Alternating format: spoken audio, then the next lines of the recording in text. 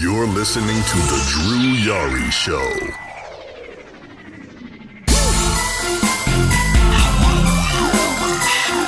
That's the wine and diner with kings and queens. You're looking at the man. You're listening to The Drew Yari Show.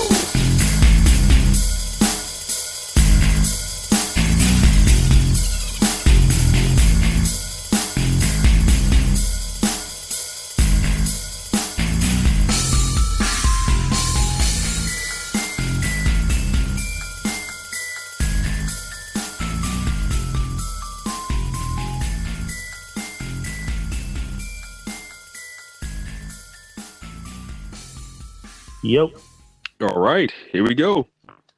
It's the man, the myth, the legend, Drew Yari. I don't know about legend, but I'm definitely a myth to some people.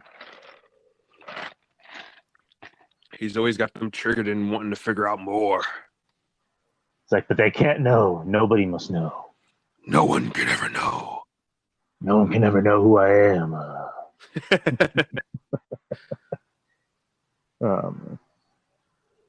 Ooh. What a day. We was actually supposed to do this earlier in the day, but yours truly wasn't feeling too hot this morning. But I got off from work, a long day or a long night, I should say. Working by myself, pulling a bunch of shit. I felt like I pulled my bicep, but Yikes. I'm good. But yeah, it can get rough sometimes, especially during those solo nights, but it's all good. We live. What exactly do you do? Do you work in a warehouse or what do you do?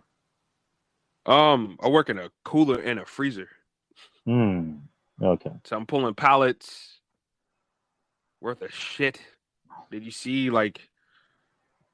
Hot Pockets and all this other bullshit all night long? So yeah, that's pretty much what I do all night long. I used to do something similar to that because I used to work at Target and I would work in the back doing stocking. And, for the most part, it'd be 7 to 3 shift, or sometimes they give me some weird ass shift, 8 to 1, or, closing sucked. Closing sucked ass because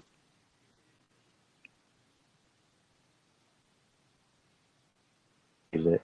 And then I'll be bitched at. It's it didn't look as good as it was trying to be. Are you still hearing me?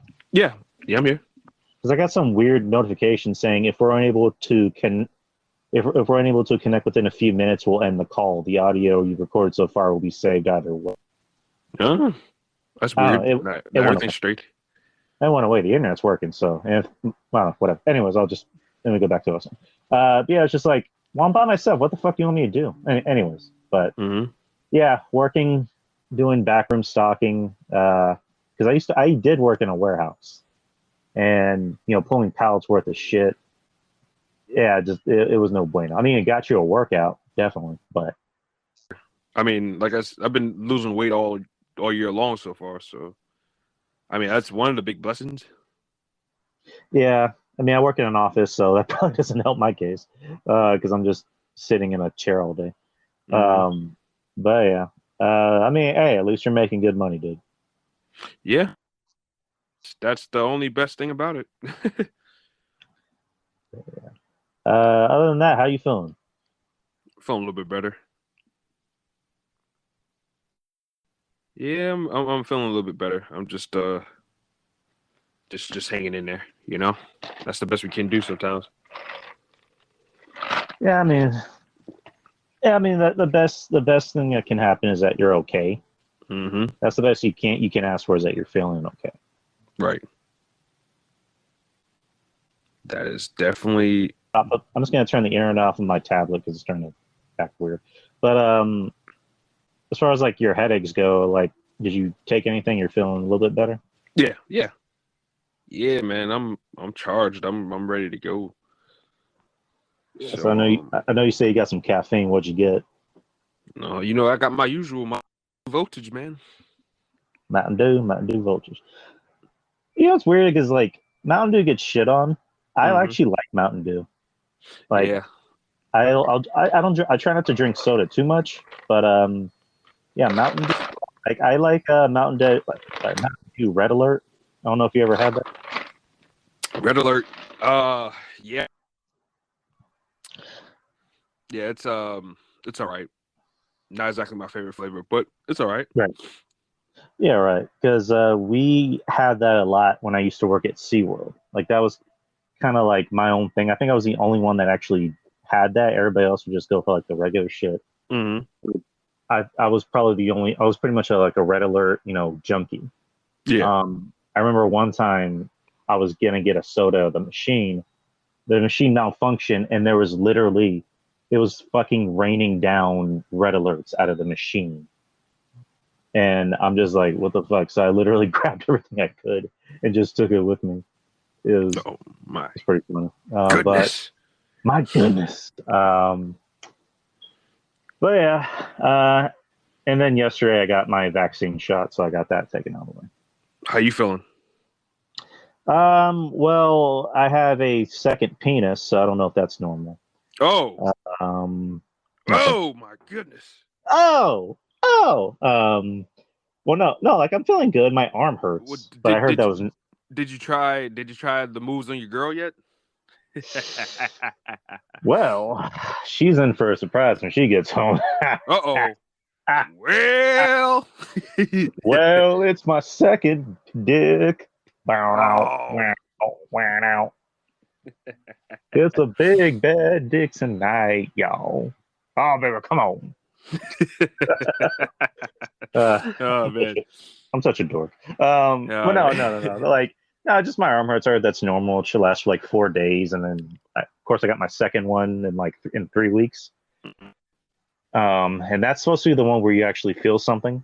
Yeah. My brother-in-law said that he got chills. So I don't know. I guess it depends on the person. Right. So I got the fires. I haven't Go gotten ahead. any vaccine or anything like that done yet. So I mean, I mean, I don't know. This isn't a political show, and I try not to make it a political show. But it's just right. like, what are your whole views on vaccines and what have you? Well, I mean, it is what it is. I mean, I'm not some type of conspiracy theorist or anything like that, but I just don't like. I don't like the needles. I mean, every time I think about the vaccination, quote unquote, I think about the flu shot and how like sick it gets you and shit like that. And I just hate being sick in general. I don't like being sick. I don't want any excuses of why I can't do this, that, and the other. I've always been like that ever since I've been a child. Like when my nose used to get stocked up, I used to be so pissed off and mad. Like so, even a slight sign of a cold or just any type of illness used to just drive me insane because I hate it. I don't like being sick. I don't like being down. So, yeah, it's just that has me iffy. It has me iffy. I just look at it like the flu shot. You get the flu shot, you turn around and get some type of symptoms. So that's my thought process on it. But as far as like them injecting cameras in your ass and shit like that, yeah, no, I'm not a part of that conspiracy theorist crew. Right, because I think one of my friends, he kind of is on that in kind of that same group where he's like, I think he like when the whole COVID thing happened, he's like, COVID's a conspiracy. They're really spying on you from T-Mobile's towers. I'm like, what? How do you get those two linked together?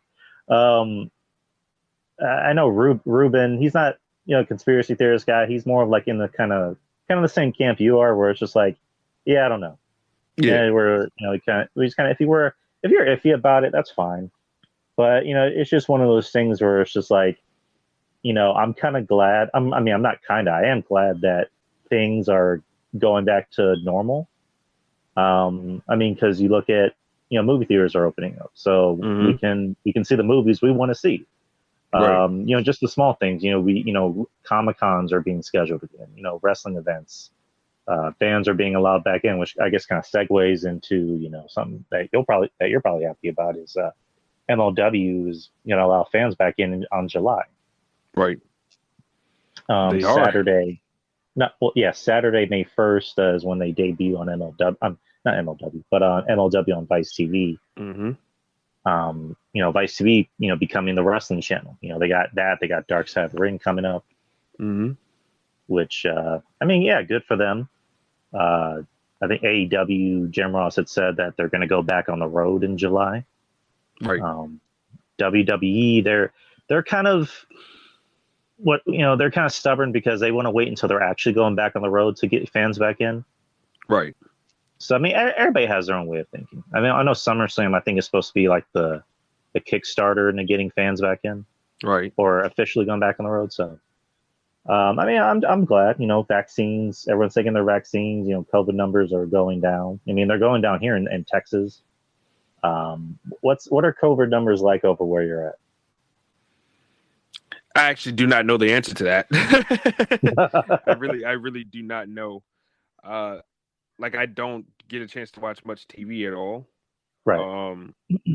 So I'm not sure what's out here, but to be truthful, since COVID's been around, I didn't even know not one person personally who's had it. As far as when I mean personally, I mean in my circle. Right. I don't even know any. The most people you hear about having COVID is people that live in Charleston or people that live in Columbia. That's where the numbers were high at. Because you kind of live in like a small town, right? Yeah, Walterboro, where I live at, is a very, very small town, so it's not that bad. I guess in small towns you don't really have to worry about too much. It's more like, I guess, the bigger cities. Well, as far as new cases, there's only been 530 new cases. So, in South Carolina, or where you're at? Yeah, just in general, the whole state. I guess that's not too bad. Yeah, that's not too bad compared to the thousands that Florida gets. Yeah. Florida's another story. It's one of those things where it's like, if you can think of it, it happened in Florida. Yeah, damn right, I know. Because have you ever watched that show called Euphoria?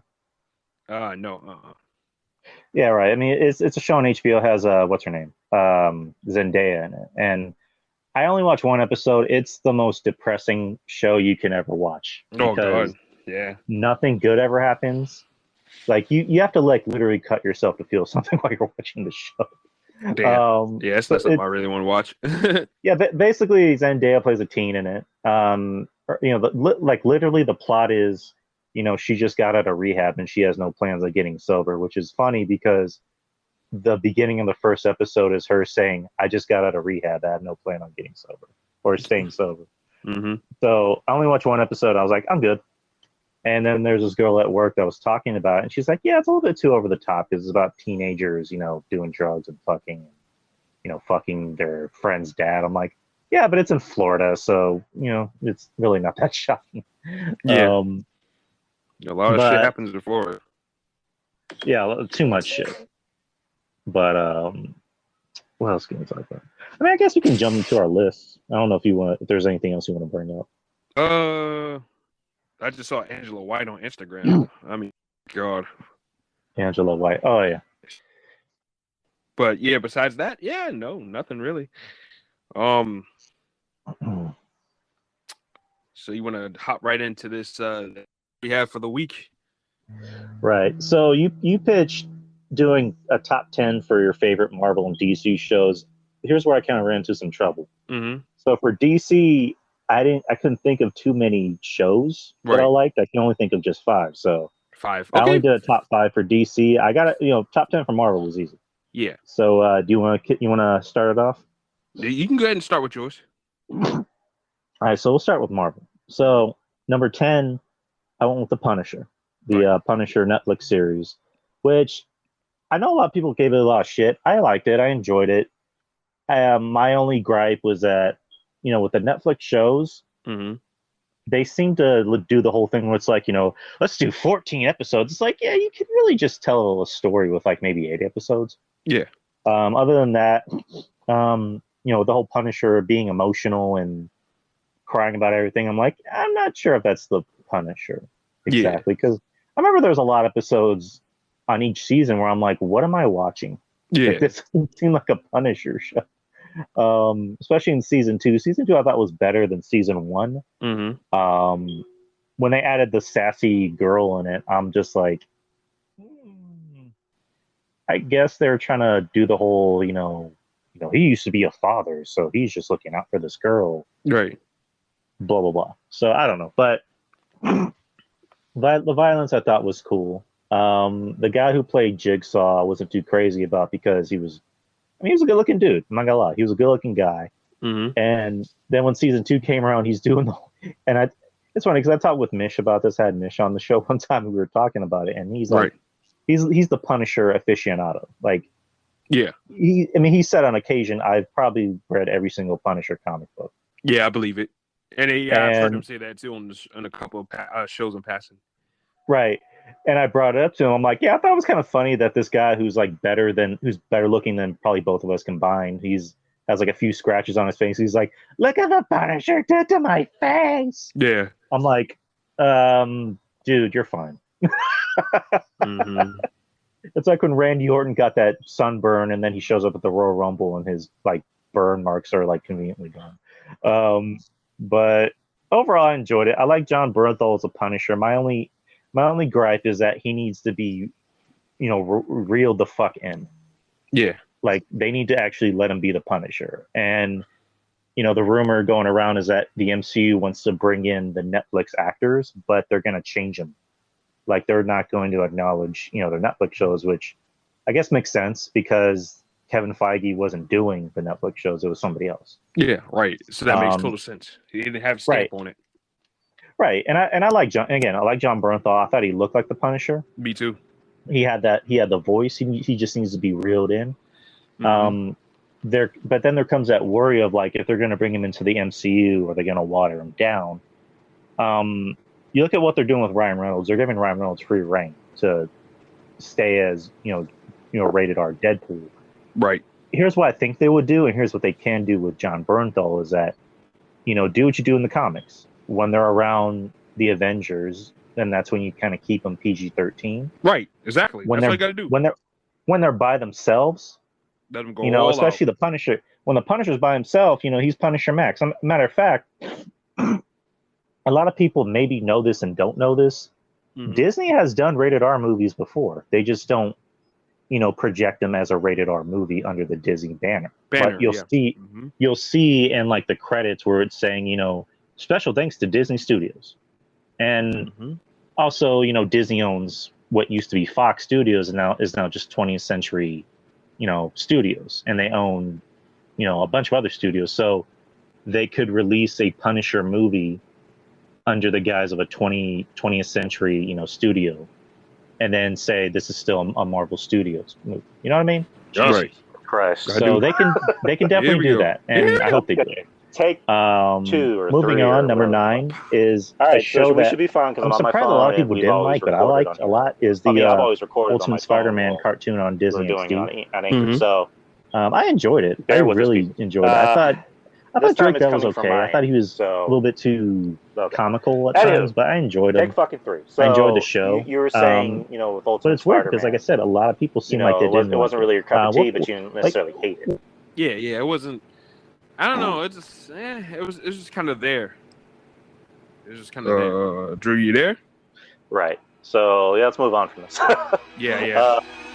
8, X-Men Evolution. The Drew Yari Show. It was on Fox or WB. It was kind of my thing growing up. I was always a fan of it. It's something that I could still watch to this day, and it holds up. 'Cause usually with a lot of cartoons, they don't really necessarily hold up. This still holds up. I was surprised on how it wasn't really on the air that long. Because that's the way it seemed to me. I think it was on the air for maybe 3 seasons. But if anyone isn't familiar with X-Men Evolution, it's basically, X-Men, when they were kids. Or, Wolverine wasn't a kid, he was a grown-ass man. But the rest of the X-Men, Jean Grey and Cyclops, were in school. They were in high school, and they were still trying to, I guess, learn their powers and, meeting with the villains. Magneto was recruiting from high school, and Mystique, the principal, So she was basically scouting for him. It's a great cartoon. I love it. I mean, it's on Disney Plus if you want to, check it out. Anyone wants to check it out. But what are your thoughts on Evolution? I like X-Men Evolution. It was one of the better X-Men cartoons, and I thought that nothing could beat the original, but it was definitely a nice twist and take on the X-Men. Right. Yo. Yeah, I'm here. Okay, I thought I lost you. I was like, God damn it. Yeah, I agree. Number 7. It's a new one, WandaVision. Right. Again, great show. I guess people are gonna rag on it because it didn't fulfill all their conspiracy theories. You know what I mean? Because like the whole thing was like, is Magneto gonna come out? Is Professor X gonna come out? Is X-Men going to come out? Is Wolverine gonna come out? It's like, yeah, I mean, because let's just be fair. The actors kind of, I guess, trolled people. Yeah, they did. Paul Bettany, is kind of the ultimate troll when he said, I'm going to do a scene with an actor I've never worked with before, and it ends up being him. Right. Which I'm like, that's funny. That's funny, but come on, Paul, you guys. Like he actually admitted I kind of set myself up to piss people off. Yeah.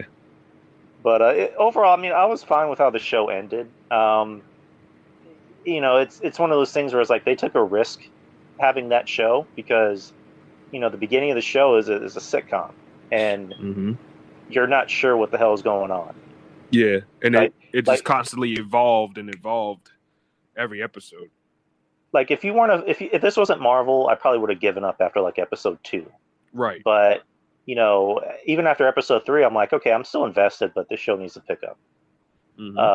But they kept throwing us little saying, what's that? Or, oh, is that supposed to be something I need to pay attention to? Right. But I was fine with how the show ended. I kind of wish maybe they would have, had the idea of like, bringing in mutants. Right. Because they kind of touch base on it, but not really when, she's showing what happened as a little kid when, like she mentioned in Age of Ultron that her home was bombed and her, parents were dead and it was just her and her brother. Right. And they kind of, said, that she was born with these powers and she wasn't exactly given these powers. Like they just enhanced it. The Mind Stone enhanced it. And that was the theory I had all along. I'm like, what if she was actually born with these powers, but the Mind Stone just enhanced it? It helped her control a little bit more. So I'm glad they went that way, but I wished it would have been a way to bring in mutants. I wish there was at least the word mutant, like at the end of the show. You know what I mean? Right. But it's just little things. It's the little things for us nerds sometimes, right? Yeah, exactly. And also when they brought in Quicksilver, that's when you kind of had to perk your head up and go, what? Okay. Is this multiverse? X-Men? Like, right. What are we like? Is Charles Xavier sending Peter to a dimension to try and talk her down? Like what? What? Right. And then it ends up, doing the Iron Man 3 gag where it's like, it's not really him, it's an actor. It's like, yeah. Even the director was like, well, I liked Iron Man 3, and that was my favorite part. I'm like, I mean, it was a nice little setup, but I mean, we were pissed off when we found out that Sir Ben Kingsley was not, in fact, the Mandarin. But it's all good now because we're getting the real Mandarin. Right, and I, kind of off topic, and we'll get back to the list. But like, what did you think about the Shang-Chi trailer? Oh, I thought it was good. I will admit to you, Shang-Chi is probably like one of the least Marvel characters that I'm familiar with the most. Right. And I'm not gonna say and pretend like I know everything about it, but I am familiar with the Mandarin. Due to the Iron Man cartoon and stuff like that. So of course I know all about the Mandarin. But I think the movie's gonna be good, man. I think it's shot well. It looks good. The actor looks comfortable in the role. He doesn't look too stuffed or overforced. But yeah, he looks good. Looks good. Right, and I know nothing about Shang-Chi. I didn't Yeah. even know who Shang-Chi was until they announced there's going to be a Shang-Chi movie. Um, yeah, the Mandarin. It's interesting that they're bringing him in because I don't know if you ever saw this. They had, like on the Marvel DVDs and Blu-rays, they would have, things called one shot where they were short films, and I forget which movie it was, but they had one for Trevor Slattery's character Ben Kingsley, Mm-hmm. where he was in Seagate Prison. Right. Um, and someone was interviewing him about being the Mandarin and blah blah blah. And at the end of I guess I could spoil it. I mean, do you care if I spoil it for you? Yeah. No, go ahead. So at the end of the documentary, you come to find out that the guys that are interviewing him are actually there to, I guess, take him. Yeah. And the guy that is interviewing him has a gun to his head, says, "My boss wants to speak to you." Uh And he's like, "Well, why does he want to speak to me?" Because he wants to know why you took his name. huh. Uh-oh. So, Oh, you want and to this think was I like, connect the dots? oh yeah, this was like 7 years ago, and you're like, so the Mandarin does exist in Marvel. Maybe Iron Man 4 will have the Mandarin in it, and it didn't happen. But Yeah. we're still getting the Mandarin Mhm. nonetheless. So I'm interested to see how they bring that into the movie. Like, I don't know if that's going to be like a scene like in the post credits or something. Like, Yeah. it'll be funny. But yeah, Shang-Chi, I'm invested in because I didn't know anything about Guardians of the Galaxy. I maybe read a few comics, but the comics weren't that good. The Guardians comics were never that good. So they took a risk with that. So when I watched it again, Marvel made me care about a talking raccoon and a Right. talking tree. So Exactly. They did. Yeah. I agree. yeah, so this movie looks like it's going to be good. It's going to be Marvel's first kung fu movie. I mean, they really went above and beyond. They have an Asian director. They have an Asian lead. 99% of the movie is an Asian cast. There's only just one white guy in it, and that was the guy in the trailer. So I'm interested. I'm interested to see how it works out because Marvel hasn't let us down yet. There hasn't really been one bad Marvel movie. There's been maybe one movie that you're like, yeah, that was all right. Yeah. But other than that, I trust Marvel. But I'm looking forward to it. It comes out in September, I believe. So we got that to look forward to. And then, so yeah, WandaVision. Number 6, Jessica Jones. Another show Marvel took a risk on because this was a character, she played Power Girl in the MCU, not in the MCU, in the Marvel universe, I believe. And the funny thing about her character was that she was so lesser known that even the Avengers didn't know who she was. Like in the comic books, she gets her powers by, hitting up by, she's in the car with her family in a military convoy, runs into her, family's car, and she's pretty much the only survivor, and she wakes up with powers. Mm-hmm. And the Avengers literally have no idea who she is, so she retires and becomes a PI.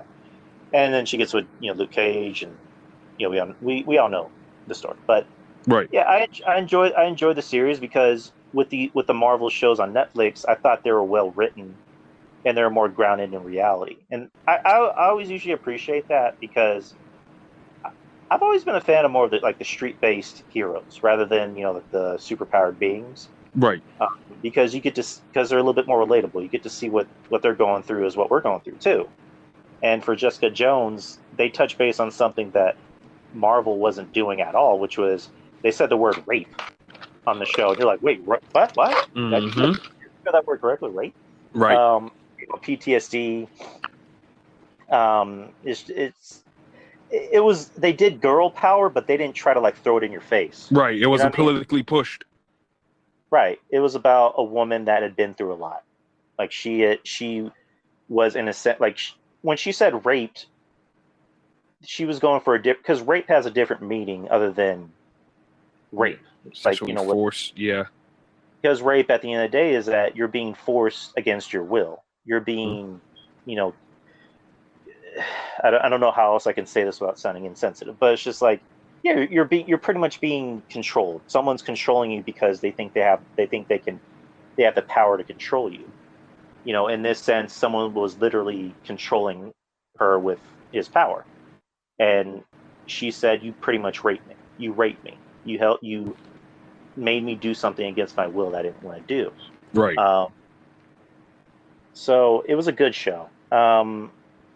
And supposedly the actress, said that she's done with the role and she doesn't want to come back. But Wow, really?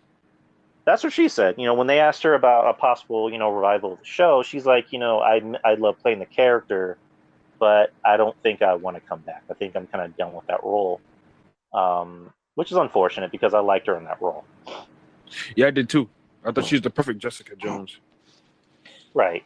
And I don't know. Again, it's one of those things where I hope she comes back. But, if she doesn't, then, oh well. It's not the end of the world. But moving on. Number 5, another recent one, Falcon and the Winter Soldier. Again, I wouldn't say a risk. I think anything's always a risk, especially these Disney Plus shows, because a lot of these Disney Plus shows are the characters that didn't have the light, shined on them in the movies. Wanda, in all the movies she was in the MCU, she only had 20 minutes of screen time in total. Anthony Mackie, Sebastian Stan, they have never been, big stars in any movie, and this was their first big star. Their first big starring role in anything. So the light is shining on a lot of the second, pretty much the second characters of a lot of these movies, and they pulled it off and knocked it out of the park. Anthony Mackie owned the role. Sebastian Stan owned his role. Right. I don't know if did you watch the last episode, right? Yeah, I did. Right. All right. So in the last episode, pretty much the whole series is about Sam having doubts about himself. Mm-hmm. He, in Endgame spoilers, Steve gave him the shield, pretty much saying, "I trust you, I respect you, I think you can be Cap." And Sam is having doubts, so he decides, I'm just going to hand it off to the Smithsonian, let this be part of Steve's legacy. And the government, doing government shit, decides to give it to somebody else who isn't like Steve at all, doesn't have powers. I mean, he gets the powers later, but yeah, the government doing government things. And, Bucky sees that as Steve chose you for a reason, and you basically just spit in his face. Mm-hmm. I mean, he didn't say that, but that's pretty much what he said. Yeah, that was his mindset. Right. And then Bucky later admitted, I was mad because that's Steve. Steve is my brother. Mm-hmm. He's always been my brother. So when you gave that away, you basically gave my family away. Right. So a lot of the show is very emotional. It touches on a lot of things that you wouldn't think Marvel had the balls to do, and they did. Season, not season 2, but episode 2, when they're talking to Isaiah. Isaiah Bradley, who was essentially the second Captain America, but history. Mm-hmm. Again, history does what history does. History made sure he didn't exist. Mm-hmm. And that was a very powerful episode. And then after they go ahead. No, I said no. It was definitely. It even touched on a hint of racism too. Right. It's an episode I watch and I get emotional because he's the actor playing him. I don't know a lot of people know this. He actually voiced Martian Manhunter in the Justice League cartoon. Oh, no wonder that voice sound familiar. Right, and he also played Martian Manhunter's dad on Supergirl. So he's a great actor. You can hear the pain and anger in his voice when he's talking, and he's able to pull that off so well that when you're watching, you're like, goddamn, you feel it, And when he tells him, "Get the hell out of my house," I'm like, I felt that.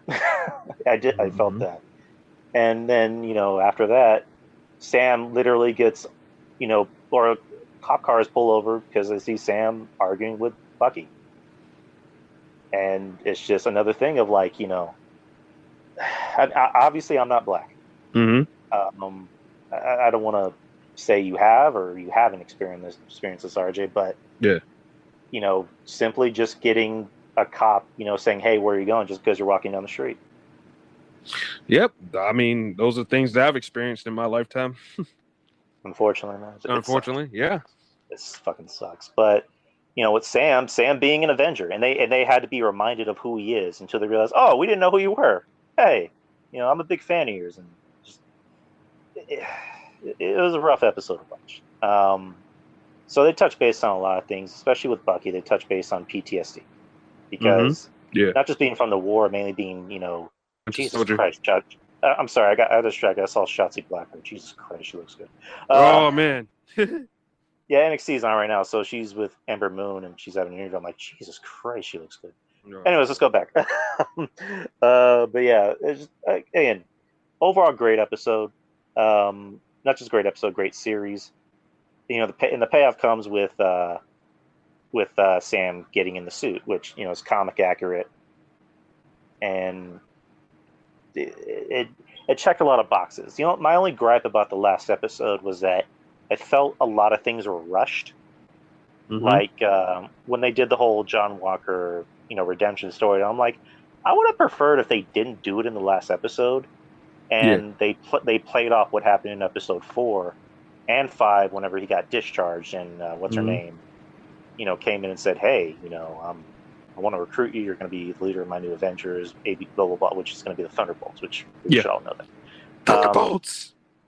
Right, so keep them out of that last episode, and then, like, in the end of the episode, that's when you have him come out in that black suit, which that looked fucking dope. Yeah. So, other than that, and then the scene with Bucky where where he tells the old Asian man that I killed your son, that was rushed, and I didn't like that. I didn't like that he just came in and said, I killed your son, and left. It was just like, that could have easily been like a good 10 minutes. Like, I don't know. But other than that, the rest of the episode was good. Sam's speech, I thought was really just, it gave me chills. Yeah. Because he's just like, listen, I don't have powers. I'm not Steve. I don't have blonde hair and blue eyes. I'm just, the only power I have is to make sure that we're doing our job, that we're all doing our job, that we can do better. And then, of course, the end of the episode, I've watched it more than once, and I still cry, when he takes Isaiah to the Smithsonian, and he actually, was able to put in a word to build him his own, section in the Smithsonian, with Steve.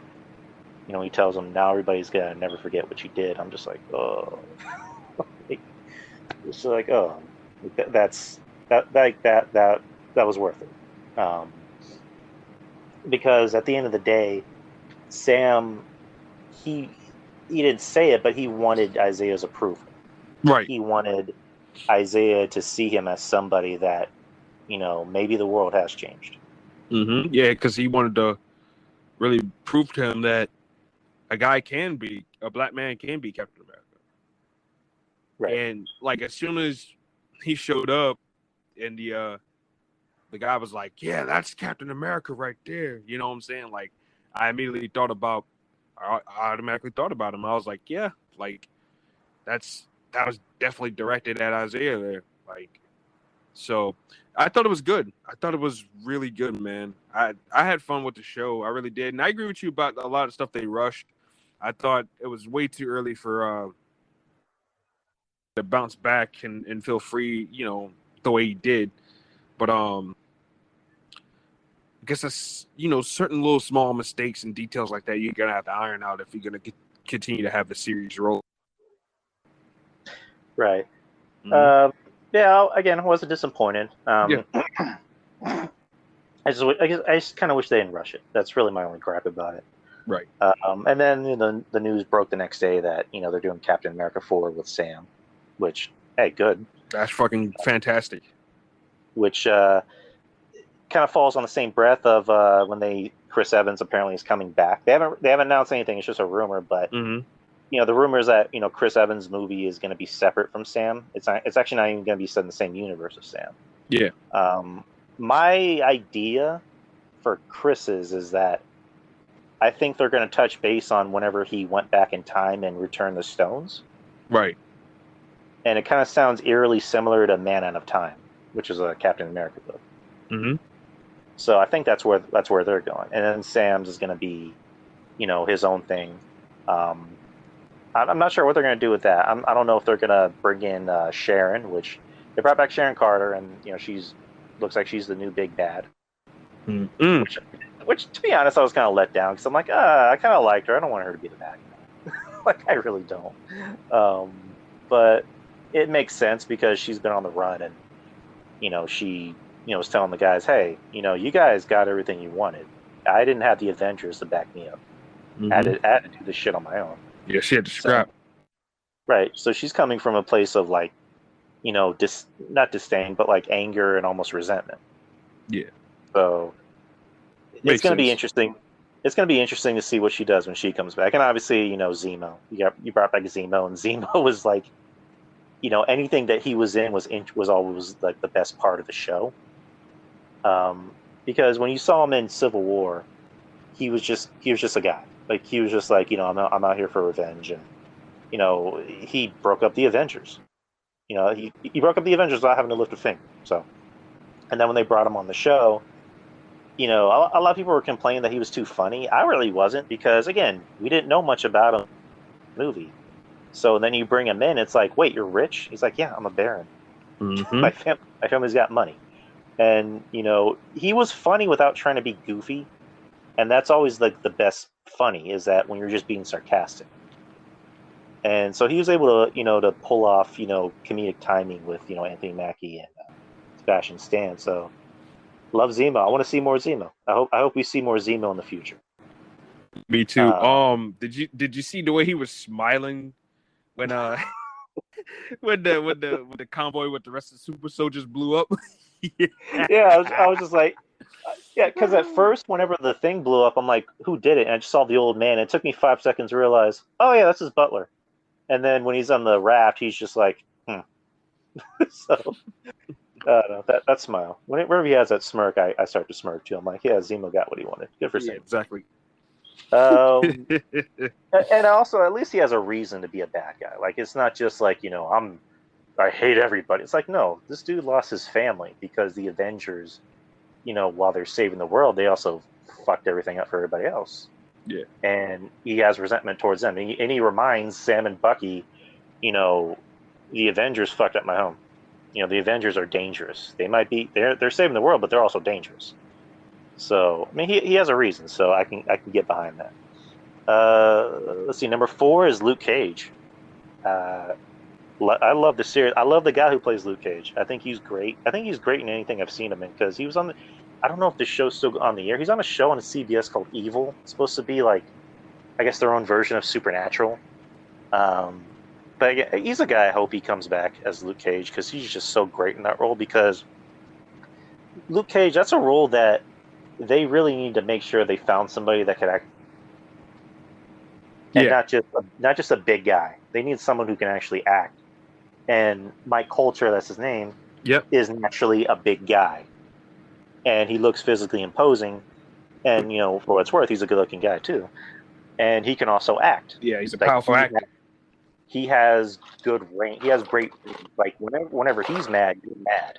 Whenever he's happy, whenever he's sad, same thing. I thought season 2 was great. I thought the interactions with him and his father, that got me. I don't even want to bring it up because I'm going to start crying, and no one wants to hear that. But I like him. I like the character of Luke Cage. Right. I appreciate how they've went from, because comics back then were stereotypical. Right. The character of Luke Cage was a little bit stereotypical, and they were able to but like over the years, make him a little bit more complex and less of the angry black man and more of just I'm a black man living in Harlem and I'm dealing with what I'm dealing with. Right. I got to find a way to make it better. And that's what Luke Cage touched based on, is that they touch based on police brutality and Me Too, and not Me Too, but Black Lives Matter stuff like that. Even as a superhero, he still has to deal with that shit. Right, so, definitely. Right, and then season 2 kind of ended on a cliffhanger, because now he's pretty much controlling crime. He doesn't know it. He's pretty much the new mob boss. He doesn't know it yet.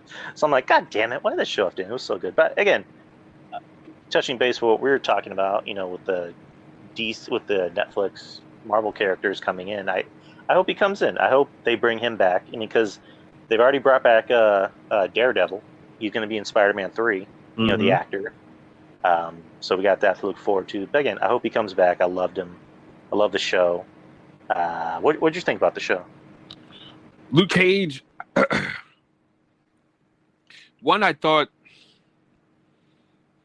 I didn't. Okay, to our point earlier. Right. What you said, sometimes being violent just to be violent, sometimes like it can kill certain elements of a show and stuff like that. I thought Luke Cage was a show that didn't necessarily need to be violent like that, like it was. Like for example, the girl Candace getting shot in the head. Was it season 1 or season 2? I believe it was the end of season 1.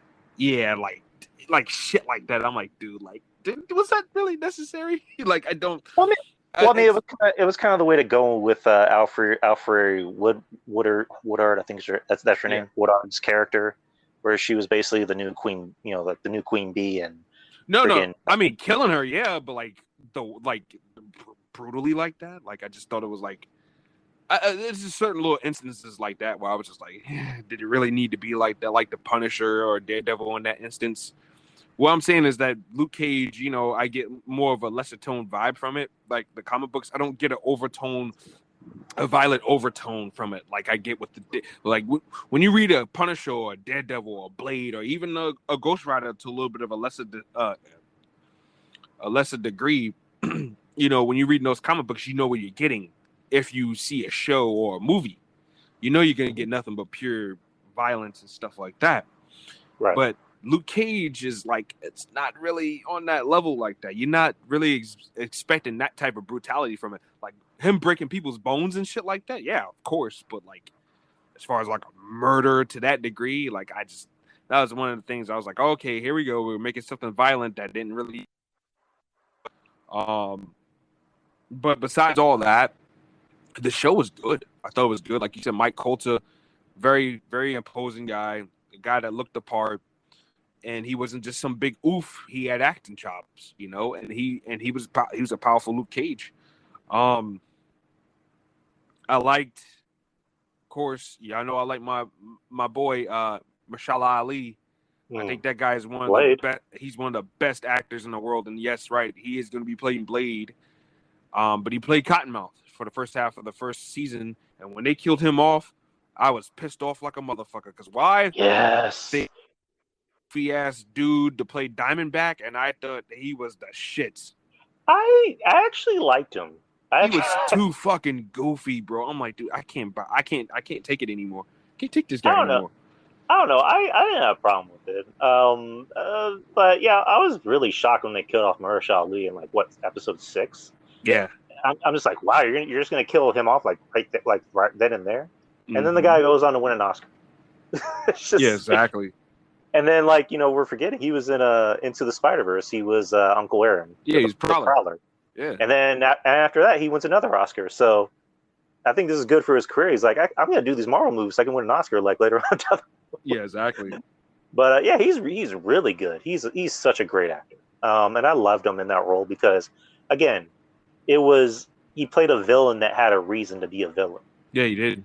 Because him and Alfred Woodard, I think they're like brother and sister, like cousins or something. Yeah, cousins. Yeah. And they're showing his background. He's someone that didn't want to get into that business, but they kind of forced him to. So, it's one of those things where it's just like it was painful for him, but at the same time, he's like beating some dude's brains in. Yeah. While he has a Biggie poster with the crown, and there's that legendary shot of him just walking and saying, "It's good to be king."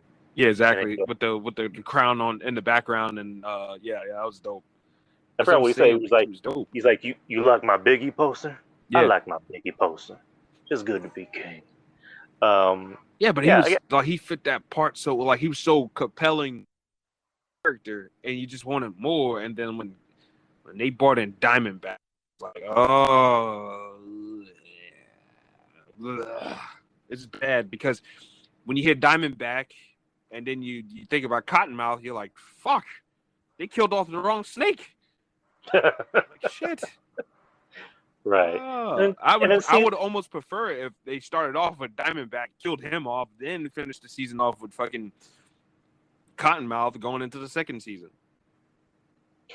Right. And then the second season had the Bushmaster, which that was pretty good too. I'll be honest, I wasn't too crazy about Bushmaster.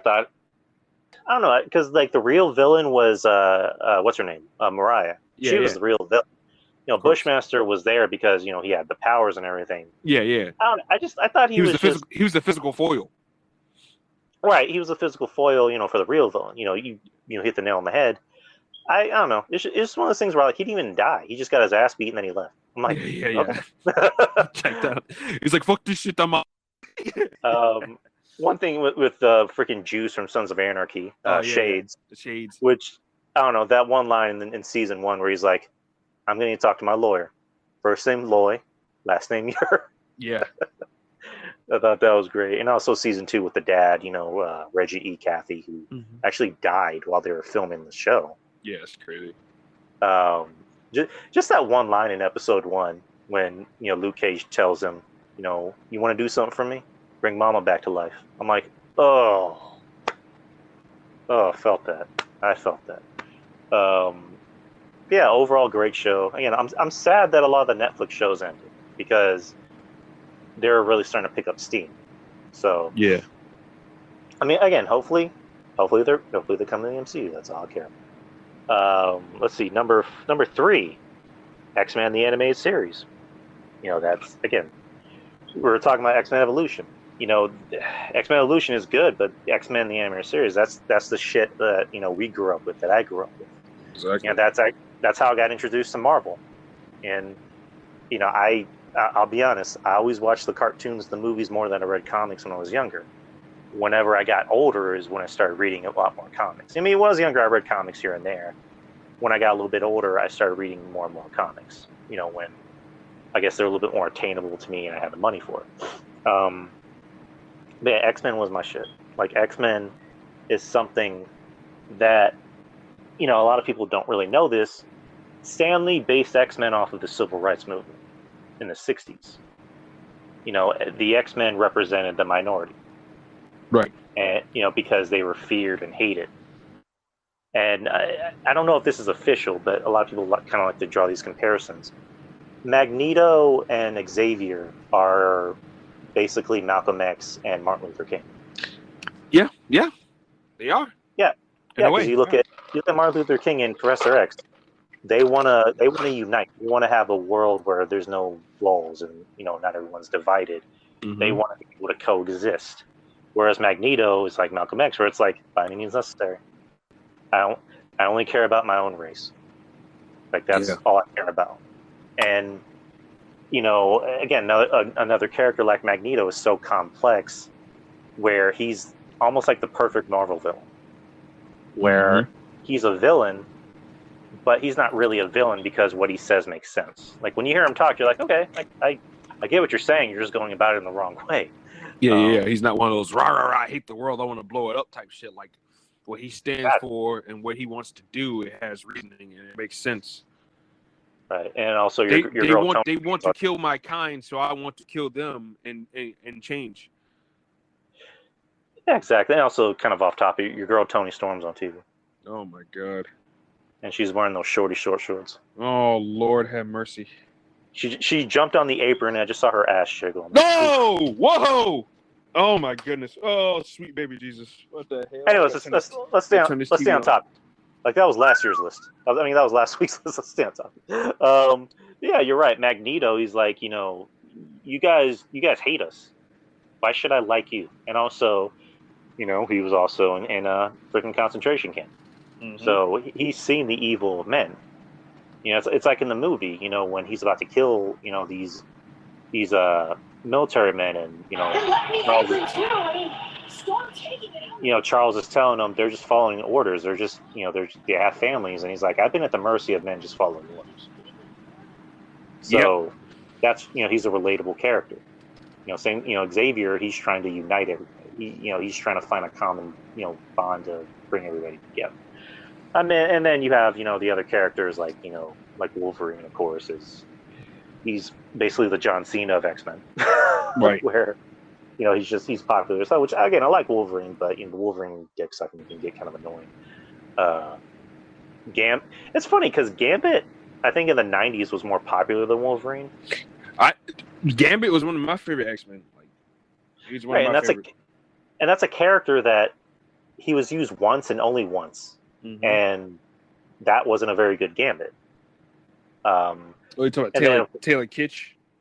Taylor Kitsch, the guy who makes bad movies. And then Channing Tatum, bless his heart, tried everything he could to make that movie happen, but No. it didn't happen. And they're bringing it into the MCU, so it's going to be. Who is your favorite X-Men character in general of all time? If you had to pick one. You just said it, Gambit. Okay, never mind. I'm sorry. Gambit. Kevin Castle. Tony's back to the shorts look. That's the best for business. Yes, it is, Castle. Goddamn right, Kevin. For me, it's tough. I think it's a tie between. I think it's a tie between Gambit and Wolverine. Yeah. I mean, you can't go wrong with either one. It's always been my guy. He's always been my favorite. So, I mean, that's a character you can market the fuck out of. Like, once you bring him into the MCU, that's a character that's going to get the fuck over. Yeah, exactly. I mean, you can sell the cards. You can do there's so many different things you can do with Gambit. Right. It's like what they're doing with Thor. That's a character you can market. Yeah, because, exactly. my girl, she's a fan of Gambit. Like it's weird. It's weird to say it, but it's like she has a crush on Gambit, even though he's a fictional character. Mm-hmm. I mean, there's really nothing wrong with that because I've had crush on cartoon characters before. Yeah, Rogue. Yeah, Rogue. That's my girl. That Southern accent. Oof. Oh, love Lord. it. You I ready, love sugar? Yeah, I'm ready. I love damaged women. I like them to have psychological damage. It's easier for me to play my games. Like, I'm not even lying. Like, before, my girl's normal. I mean, we all have problems. I mean, she has problems like everybody else, but she's normal compared to the other women I've dated in my life. I've even told her, like, jokingly, but I think this is true. Like, it seems like anytime I meet a girl or I hear a girl, say things like, I have a crazy ex-boyfriend and I don't have a good relationship with my dad and I was abused. I just picture myself peeking my head around the corner and going, how can I, quote unquote, help this situation? Oh, no. What? What happened? No, wait. What happened? What the hell? Oh, no. Oh, my God. Oh, Tony Storm lost again. What? Oh, Triple H, what are you doing? Oh, okay. This girl just hit a crazy-ass shooting star press, though. I ain't gonna lie. That was pretty impressive. Oh, I didn't even see her win. I guess maybe. Holy shit. That could have went wrong, though. Oh, my God. That shooting star breast is crazy. That girl's pretty fucking good, actually. I don't even know who that is. Some girl Booker T trained. Oh, that makes sense. Zoe Stark is starting to piss me off. Looking like goddamn Topanga and fucking Shakira had a baby.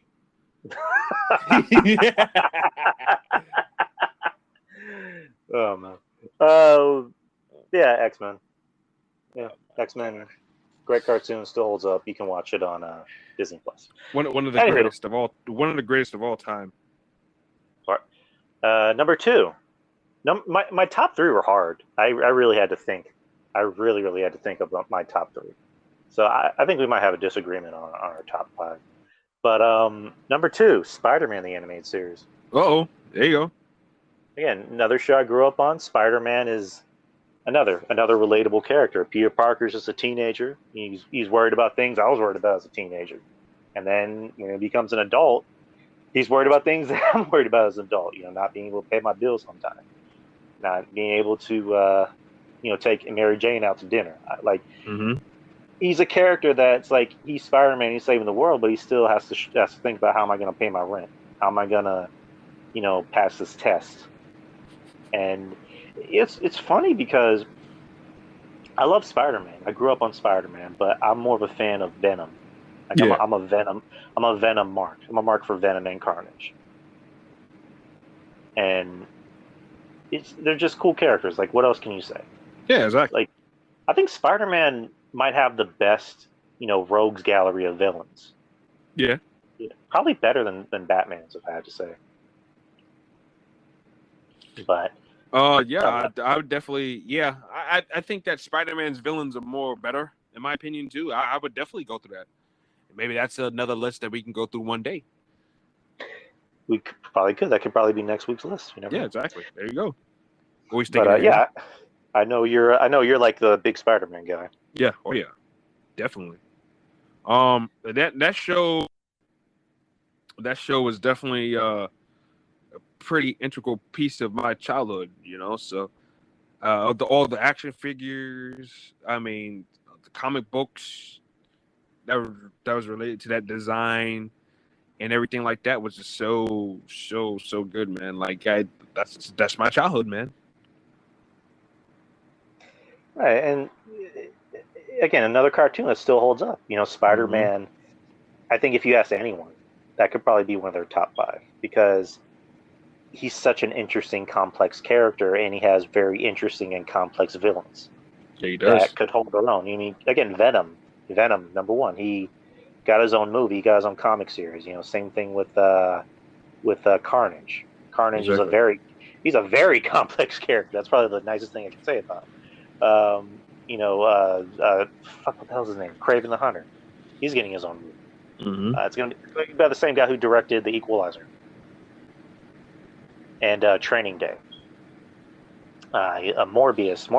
Morbius is interesting.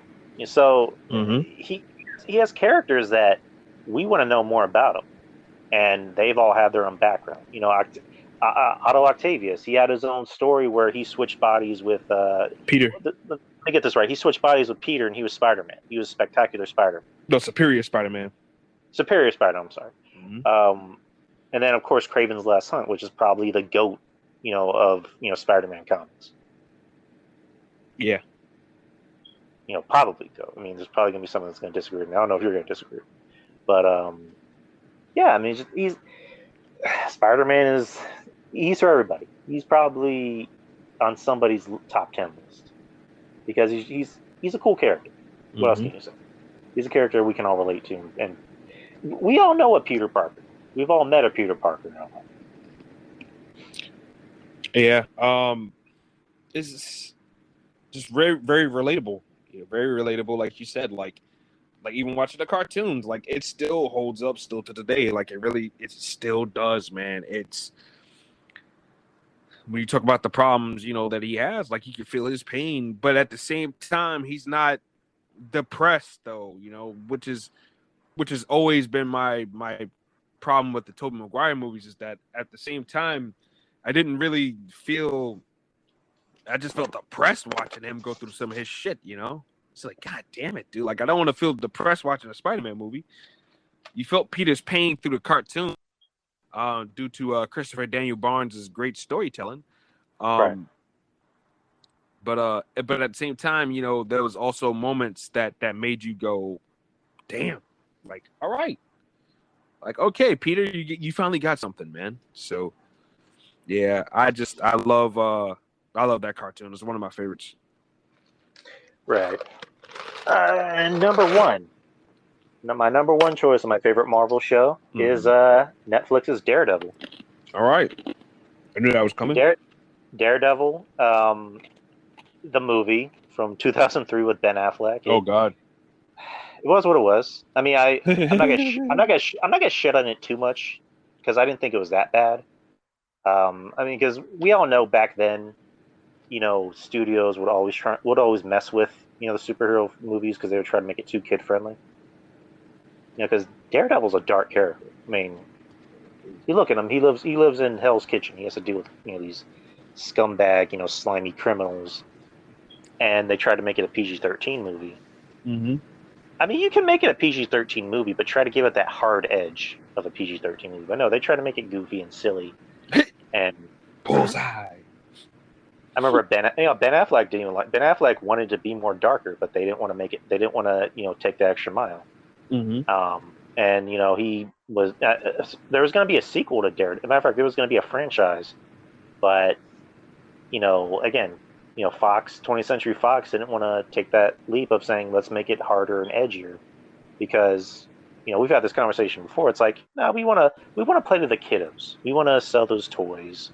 We want kids to be able to watch this movie. And I don't even remember Daredevil toys. I was a kid around that time. I was like, Daredevil dropped. I was like 8 or 9. Right. Who the hell is this?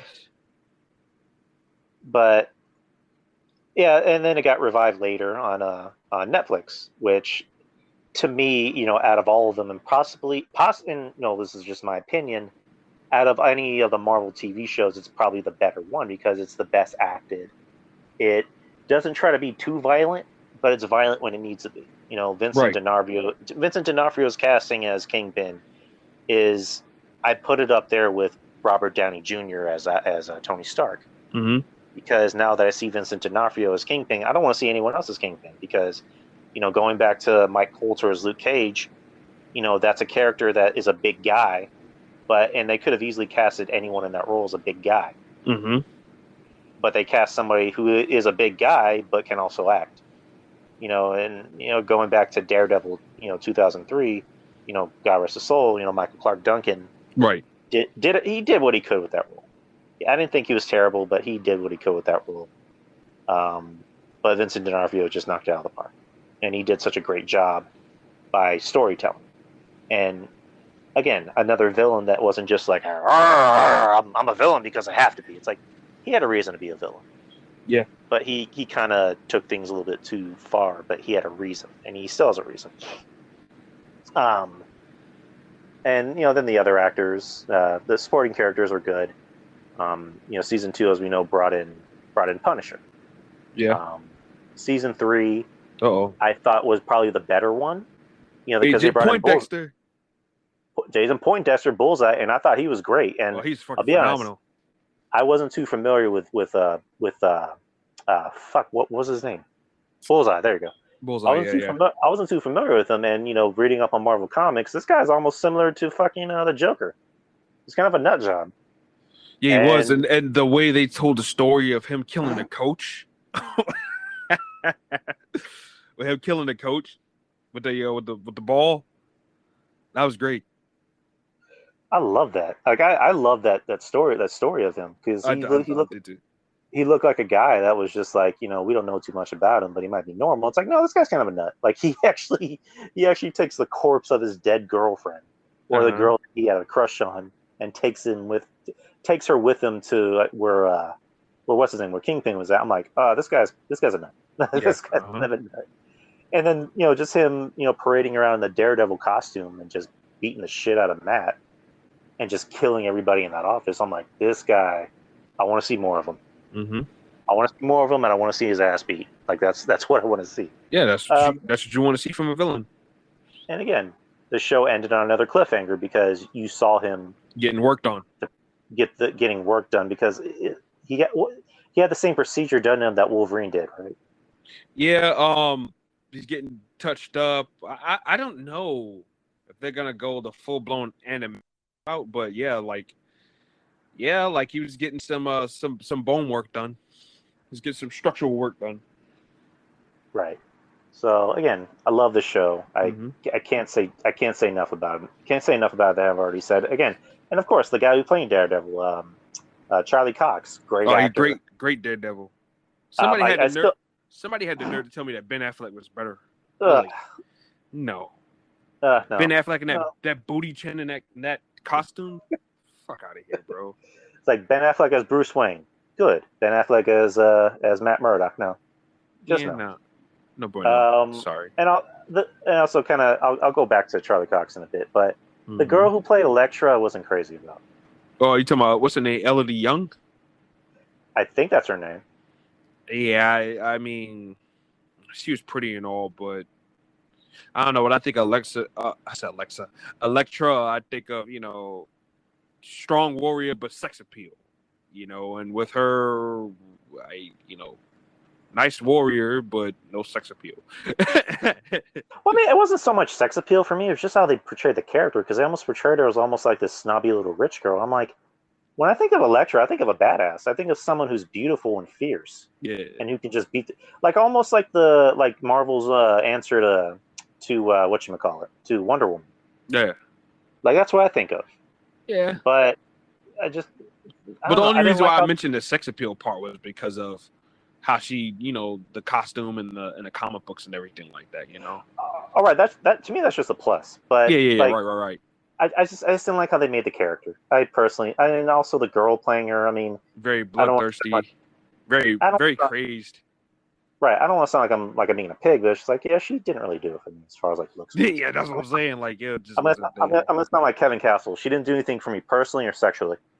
there. Yeah, I know. Yeah, I But- did not. Yeah, you just really had to appreciate the acting there.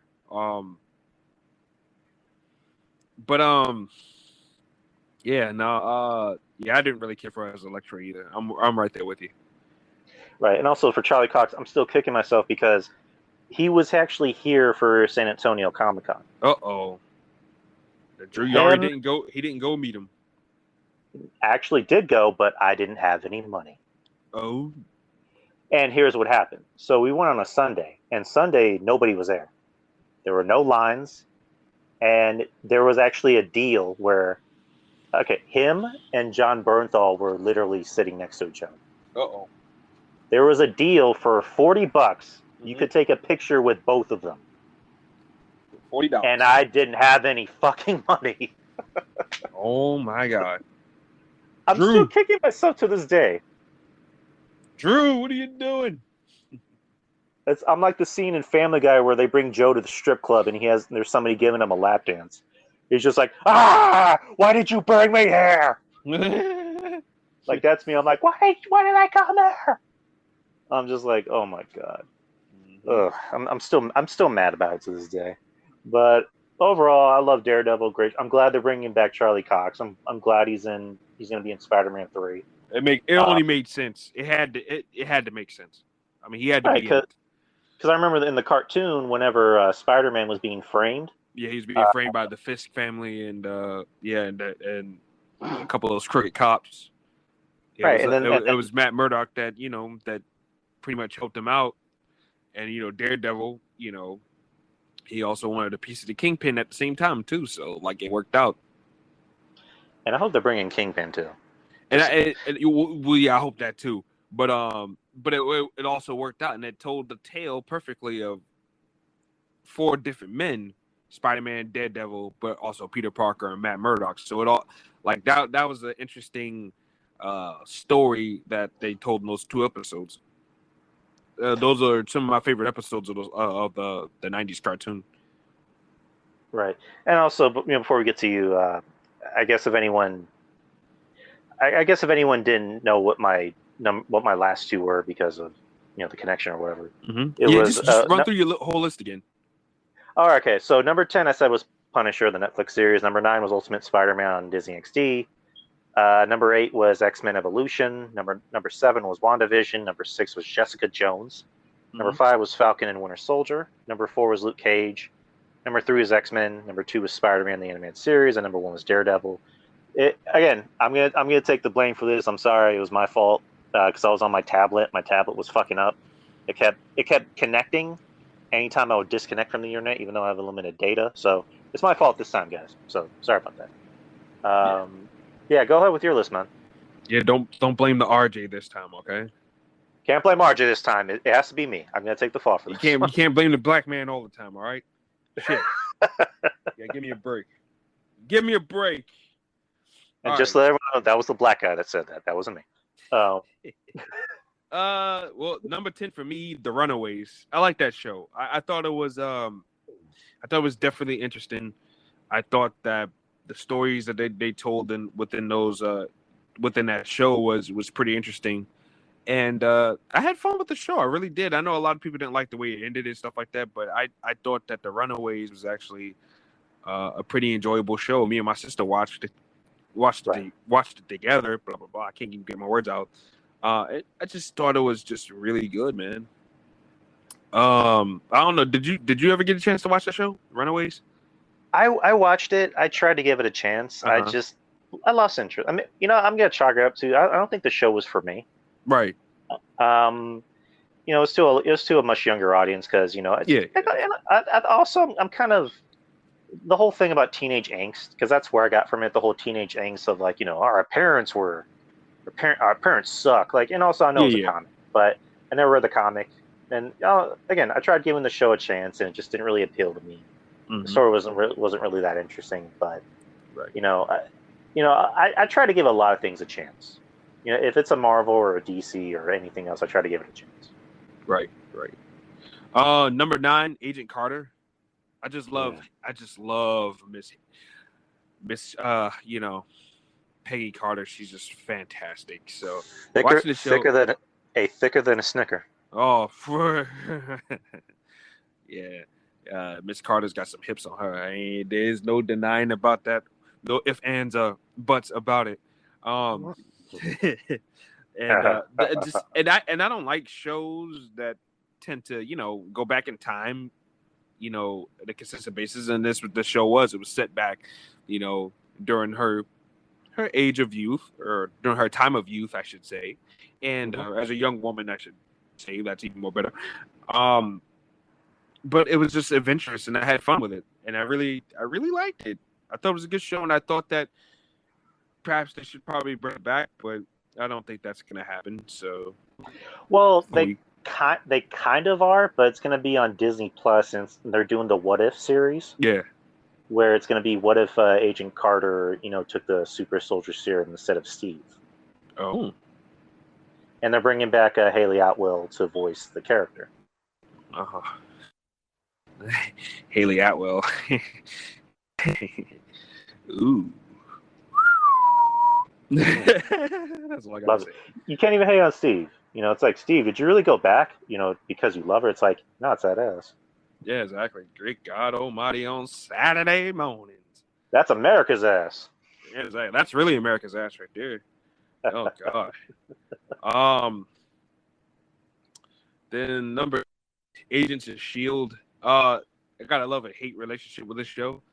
The first season was good, and the first 2 seasons were good, but it seemed like after the 3rd season, that's when things started getting really out of hand, and I started losing interest in the show. But those first 2 seasons were actually pretty good and really enjoyable.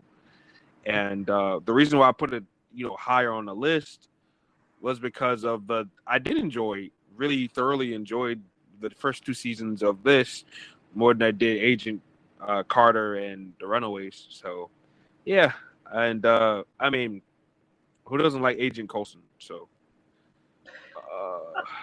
yeah, go ahead. Kind of on the same boat with you. I had a very much of a love-hate relationship with this, more so hate.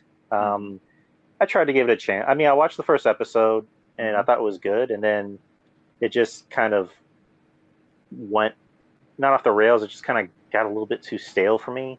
Right. And then it started to pick up a little bit because then they started doing the whole "it's all connected" and especially after Winter Soldier, the whole Hydra thing. Mm-hmm. Yeah, that's when it picked up.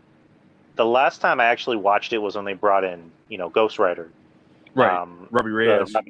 The Robbie Reyes one, which I'm not too crazy about. I'm more of a fan of the original Ghost Rider. Yeah, it's just and he doesn't even ride a motorcycle, right? He drives a car. So, yeah. I thought it was cool that they introduced him, and they also, showed that the original Ghost Rider, exists. Johnny Blaze. So got that to look forward to. Agents of S.H.I.E.L.D. is it's a show that gets a lot of mixed reviews from a lot of people because it's a show that it can only do what it can. Right.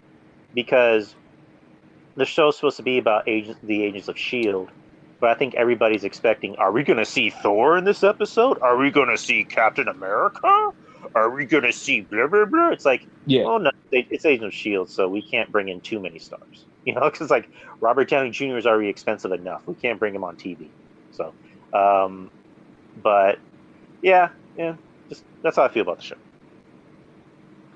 Yeah, and you're definitely right about that, because that's what people were we going to see any of the Avengers? Were they going to pay any visits to the show and stuff like that? And it was like, no, not going to happen. Fuck out of here. You want them? You go watch them movies. Number 7, Legion. I like the show a lot.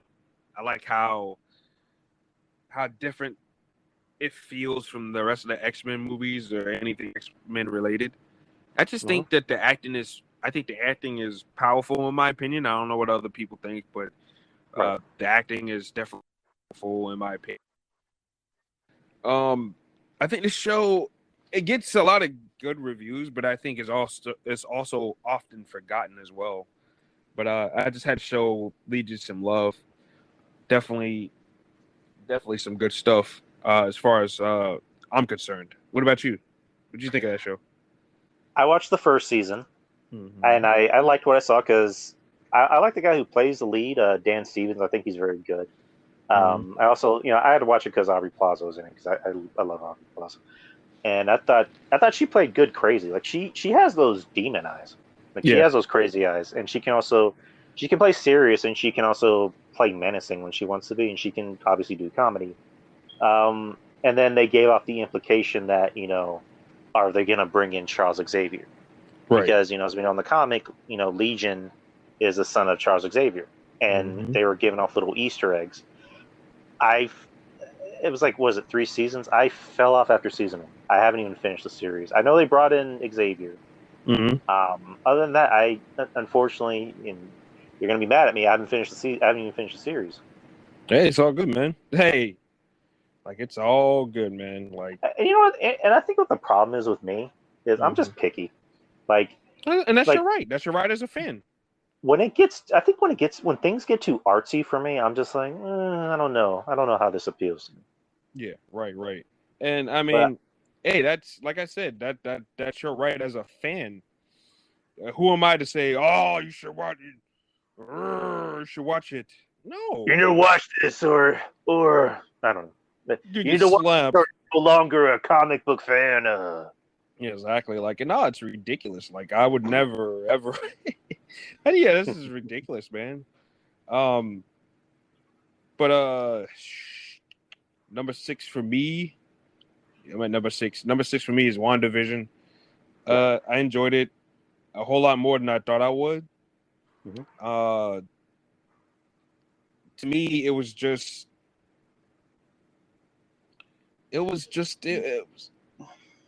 I don't know. It was different. It was shot different. And like I appreciate the art behind making it different, and just the way they went about presenting those characters in a little bit of a different light than we're usually used to seeing them. Especially Wanda, like this was a chance to actually grow with her as a character, as opposed to she was just like a side piece in the movies. Let's be honest, her and Vision. Right. Vision to a lesser degree. He got shine at Ultron. But yeah, I just enjoyed everything that they did in this movie, or not movie, but TV show. Like I really had a lot of fun with it. And you said your thoughts on it earlier. Right. But yeah, it was just definitely a really good adaptation of those two characters. Definitely enjoyed it. The number 5 for me, The Defenders. Like, The Defenders to me, I know that the show gets mixed reviews and a lot of people hate it more than they loved it. Just seeing all those, the Defenders to me were like the ghetto Avengers, Right. Like they were, streety, just the grungier version of Avengers, like the downright dirty Avengers, and I just like that hallway scene with all the fight, like that was cool.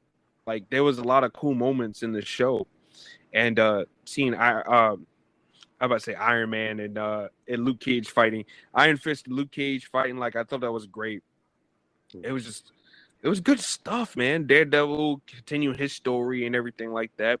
It was good, and it was it helped create the born again story for the 3rd season of Daredevil. So like it was good stuff, man. It led to a lot of good stuff in my opinion. What did you think about it? Because you didn't bring it up earlier, so. Well, man, I didn't think it was a show. It was actually more of a mini series, but I didn't hate it. I enjoyed it. Again, when you get to see everybody interact, that's always, as a fan, you're like, oh, like this is gonna be good shit. It was interesting seeing. Iron Fist and Luke Cage team up. Because as we all know, Iron Fist and Power Man in the comics. It was nice seeing the team up of Matt Murdock and Jessica Jones, and also in the series they brought back what's her name, Elektra. And, Elektra. They tried to make her a little bit more of a badass, but it didn't work. Yeah, the bloom was off the rose. Right, and also they kind of did the same thing in Luke Cage, killing off the main villain. They killed off Sigourney Weaver in episode 3 or 4. Mm-hmm. But yeah, I didn't enjoy it as much as I thought I would, but I enjoyed it. I had fun. This is a weird stat that came out. Actually, the lowest rated, Marvel Netflix thing. Really, over Iron Fist? Well, I think Iron Fist. Yeah, actually, it was. I'm not even gonna lie. I think that was actually a stat that came out. I don't know. I might be wrong. I don't know, but. I don't want to sound like the grumpy old curmudgeon that hates everything, but I don't know. I enjoyed the series. I love it. Again, obviously, you wish that there was more. There was more if the Netflix shows weren't canceled. Because we probably would have seen like a Punisher team up. But I don't know. Again, I enjoyed it. I didn't hate it. Right.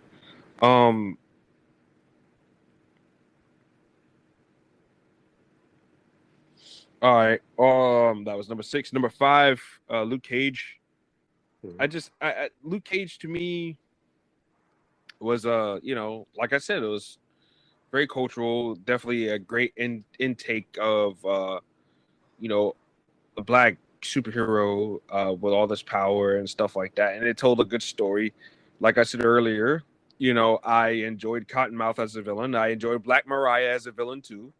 I hated Diamondback. Bushmaster, he wasn't bad. Well, in my view, he wasn't bad, but he was more of a physical foil, so I treated him as such.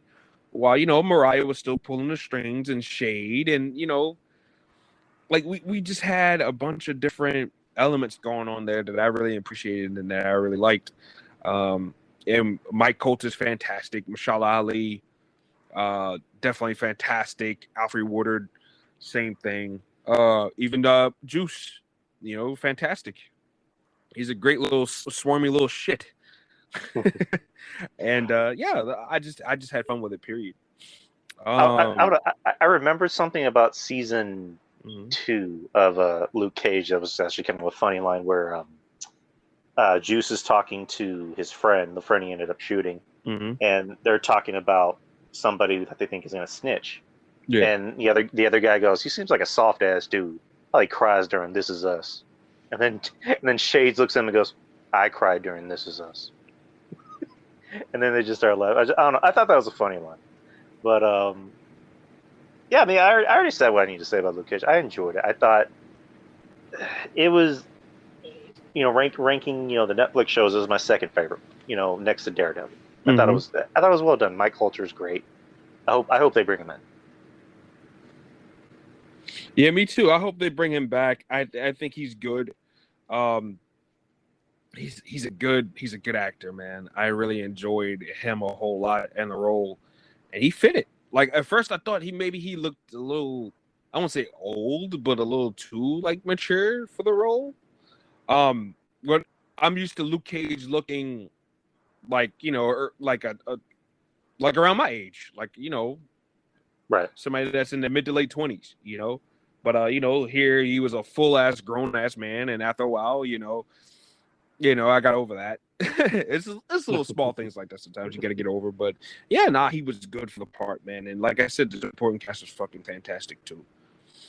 Just a lot of touched on was just so great, and one of my favorite shows. Number 4, Daredevil. No, number 3 actually, Daredevil. It's 3, right? Yeah, 3. Daredevil. I mean, damn, what we already said it. We pretty much said it.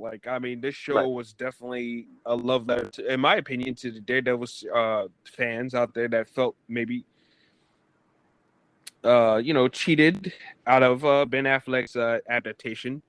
They got their fill here, and we got a chance to see.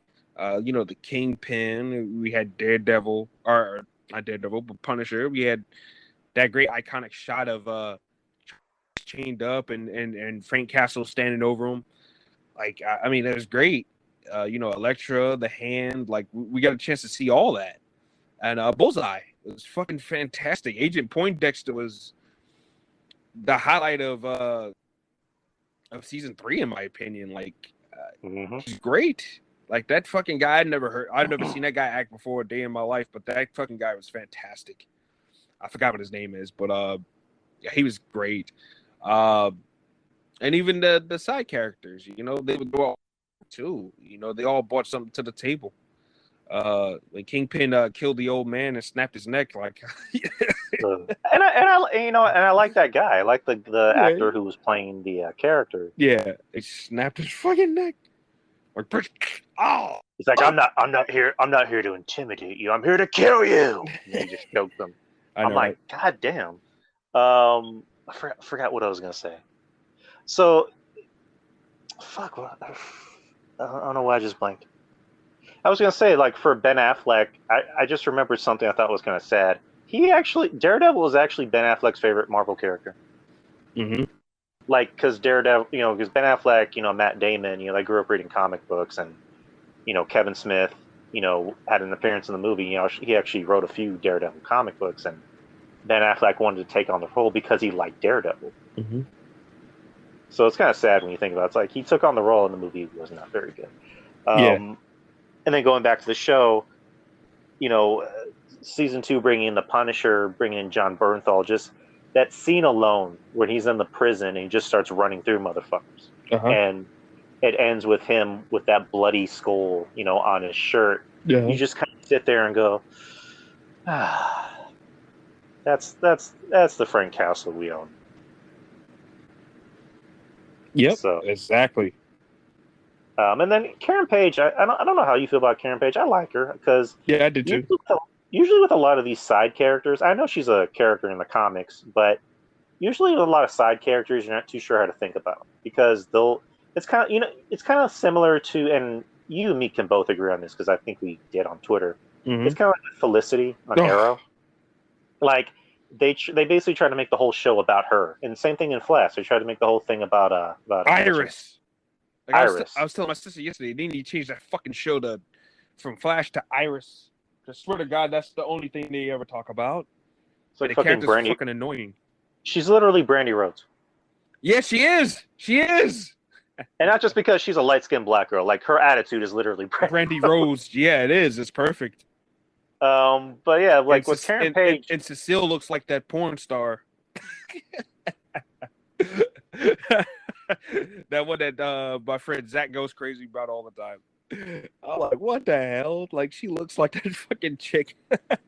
That's funny, but no, go ahead. I was gonna say with Karen Page, they booked her right because they weren't doing the whole thing with Arrow where it's like about her. Let's give her own storylines. Let's do blah blah blah. Let's say that she's on par with Daredevil. It's like no, she was in the mix. She was in the mix when she needed to be. She knows her limitations and she knows how to get through to people. Yeah, exactly. She's likable. She's a character just like she's like everybody else in a sense where she has her own problems, and they did give her own episode where you show her background, and they don't try to do the whole let's make her rah rah rah girl power, likable. I'm the hero. I'm really the hero. The show's about me, even though it's called Daredevil. It's really about me. It's like no, they made her likable. They kind of made her as the bridge between certain characters. Like they paired her with the Punisher, not as a couple, but just as a friend. Like I'm here to help. In a story, right? Same thing with Rosario Dawson as what the fuck is her name? The Night Nurse. Yeah, but what was her name? Fuck, I forgot her name. I just know her comic name. That's it. Right, and they made those two characters as the bridge between all the other shows. Yeah, exactly. And they knew their limitations. Like they were helpful when they needed to be, but they were only helpful in their own type of environment. And again, I like the characters. Yeah, that's I've said all I need to say about Daredevil. Yeah, man, Daredevil was fucking fantastic. Number 2, X-Men, the 90s series. I mean, first of all,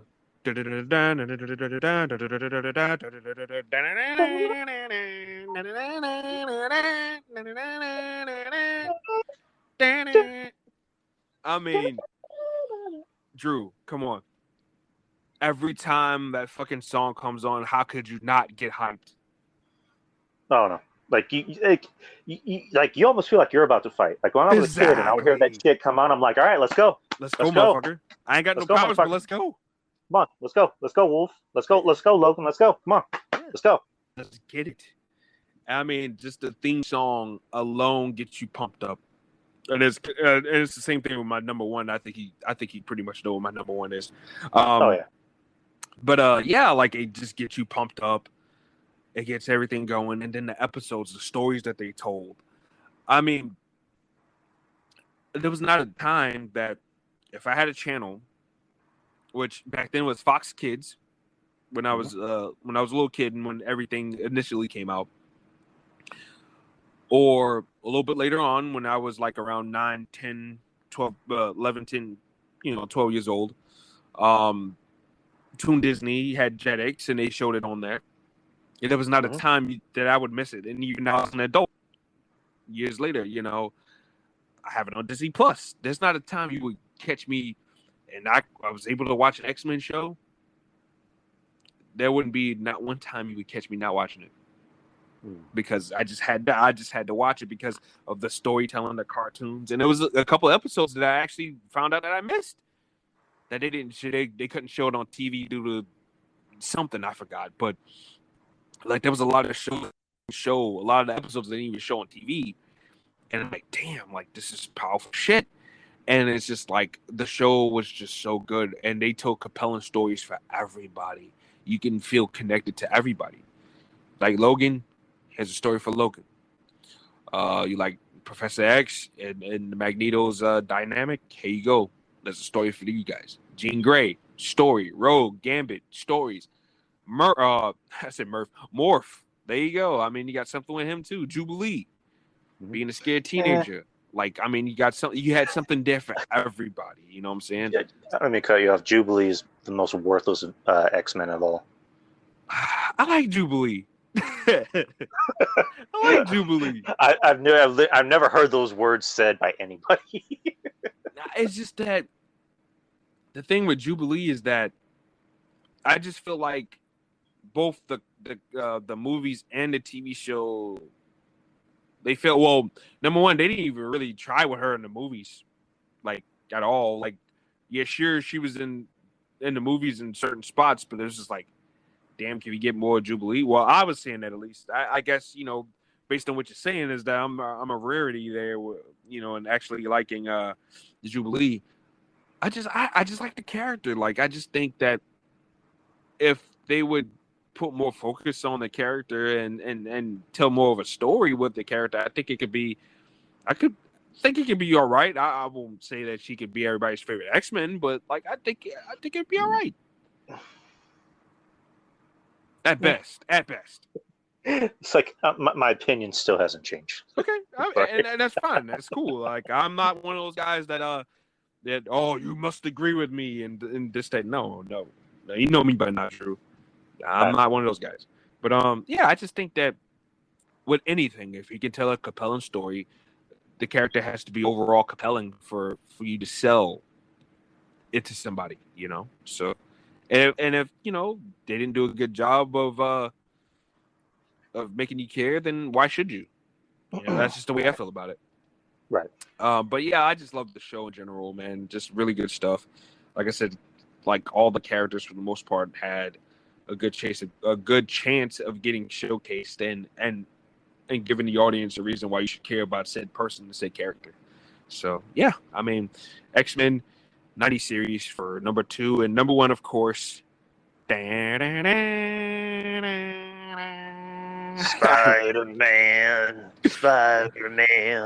radioactive Spider-Man. There you go.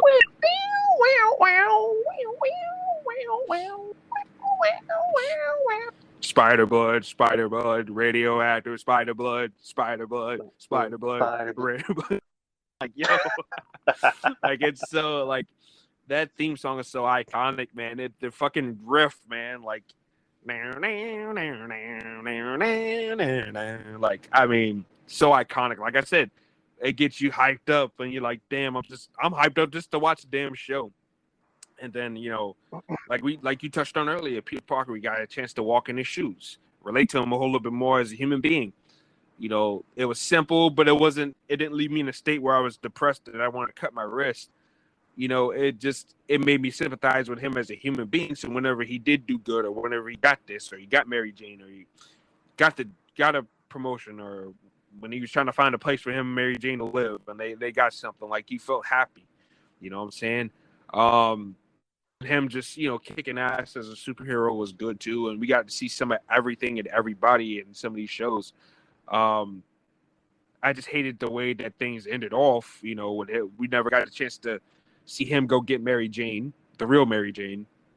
Besides that, like, I just think that everything about this show was so good, man. It's childhood, and it's just I had a love for Spider-Man ever since I was born. I was bombarded with Spider-Man toys since birth. Right. But that show right there, it solidified my love for Spider-Man as a character. Just watching him as a comic book, character, watching him, as a fighter, like it was definitely some of my main reasons why. Oh my God, they're really gonna do this. Oh my God, that kid is gonna get destroyed. But What happened? Floyd Mayweather and Logan Paul. Oh my God. Yeah. Whatever. But I just think that Spider-Man is just so good, man. And the surrounding cast that he had, Mary Jane, of course, being concerned. And you know what? And watching some of the, shows, Aunt May's kind of a flip-flopper. What do you mean? Aunt May, I love Spider-Man, and then Spider-Man robbed a ship and was dastardly and this, that, and the other. Aunt May was kind of a flip-flopper if you read between the lines and you go back and watch some of those episodes. But yeah, like all the characters, Harry Osborn, watching him struggle and have a downward spiral. And the Punisher, the inclusions of him, Blade, Daredevil. Some of those stories, Spider-Man battling with, monstrosity, becoming, the human spider and stuff like that. It was a lot of good stuff, and you have Kraven the Hunter and Blade and fucking the Punisher all like team up in a certain way to take him down. Like, there was a lot of good, interesting story arcs. The rise and kind of fall of the Kingpin a little bit there. Different interesting stories, the way they told the backstory of the Kingpin there as well. With him, his father pretty much letting him sink. Then, him becoming powerful while he was in prison. And even selling out his own son. And knowing in the back of his mind that one day his son is probably going to do the same thing to him. Like, I thought that was powerful. I watched that episode last weekend again. And I was like, damn, that's some powerful shit right there. That I don't know if people really caught on to that. He knows in the back of his mind that his son is possibly going to get out of prison one day and watch him sink as he watched his own father sink. So, yeah, it was definitely a lot of degrees and a lot of different things that you pick up on watching it now and then you did as a kid. Like that one episode they had where the girl had terminal cancer. Mm-hmm. And they didn't hide it, but they didn't, like, it wasn't plastered all throughout the show, that same episode either. And I just thought those were good, powerful episodes too. It was like, so Spider-Man touched on everything for the most part. And I just thought it was good, man. Good show, one of my favorites all time. I'm happy. I'm kind of happy and worried for the Venom and Carnage movie. Because we're finally getting Carnage, but it's just like, okay, the Venom movie, it was what it was. Right. I mean, it wasn't terrible. No, it wasn't terrible, but it wasn't great. Great, yeah, same. I feel the same way about it. I think people overrate it. Right, and I love Tom Hardy. I do, but too. It's just he has the worst American accent you could probably think of, because you can't tell if he's doing like a 1930s, Brooklyn accent, or if that's the best American accent he can do. Mm-hmm. But Woody Harrelson as Clint Cassidy, I think is like picture perfect casting in my opinion. Really? I think he's a little too old to be playing Cassidy. Well, I mean, when I saw him wearing that ratty ass wig, I'm like, God, they got this old fucking man really playing Cassidy. I thought they should have went with a younger man. I would have went personally. I would have went with. And I know this might be silly or whatever. I would have went with Sean William Scott because of his facials. He has those maniacal facials, and you know why I say that? Because of his portrayal and what was it? I was watching something with him in it, and like the faces that he made, it just reminded me of Cletus Cassidy so much, especially that episode of the Spider-Man show when he blew up the apartment and he was giving that laugh and shit. I was like, dude, like I could definitely see Sean William Scott like fucking playing him, man. You know who I thought would have made a much better choice is the dude who's, I don't know if he's playing him anymore, but Pennywise, the Bill Skarsgård, like because he can play crazy, like he's someone that could play crazy, like can play any crazy role. He could play the Joker if he really wanted to. Yeah. But yeah, I think he would have been great. I mean, I like Woody Harrelson in the role. Yeah. I mean, is he a little bit too old? Probably, but I don't know. Harrison's like 60, 70 years old, isn't he? I don't think he's that old. But he just looks facially. He looks too old to be playing like a psychopath. When I think of Cletus Cassidy, I think of a psychopathic juvenile. Dude, not juvenile, but like a younger man. You know what I'm saying? Like somebody in his mid-20s to early 30s. Well, I mean, what this old man. What they're going with here is that he's already like well into his, I guess his reign as a serial killer. So he's already established as Clint. Yeah. Yeah, I mean, it's one of those things where it's like, let's see what he can do first. Yeah, right. Supposedly we're getting a Venom and Carnage trailer this week. That's the rumor. I heard. I heard that too. Yeah, it's just I love Carnage because we've never seen Carnage on screen, and that's a character that you need to find. You obviously need to find the right person to play him, and you need to make sure you get it right because Carnage is. He's Carnage. Like, what else can you say about him? Like, he's someone that can literally turn into a building. Like, he's fucking nuts. He's a fucking crazy character. Like, the best way you can maybe portray Carnage on screen is you need to make him Homelander from The Boys, but worse. Mm-hmm. Like, that's a character you cannot give a redemption story arc to, like, at all. Like, never. Carnage needs to be a fucking job. He needs to be insane. He needs to be a sociopath, a killer that does not care about who he kills. Like, that's who Carnage needs to be. He needs to be Clint fucking Cassidy that killed his grandma when he was a young kid and set an orphanage on fire. Yeah. Like, that is Cletus Cassidy. He needs to be that guy. I don't want to see we need to understand Cletus. No, I don't want to sympathize with Cletus Cassidy. I don't. But we don't need to. We don't need to. But I don't want. I'm fearing that I'm going to be let down, but I'm obviously still gonna see it. And then, of course, Morbius. I'm intrigued by. Mm-hmm.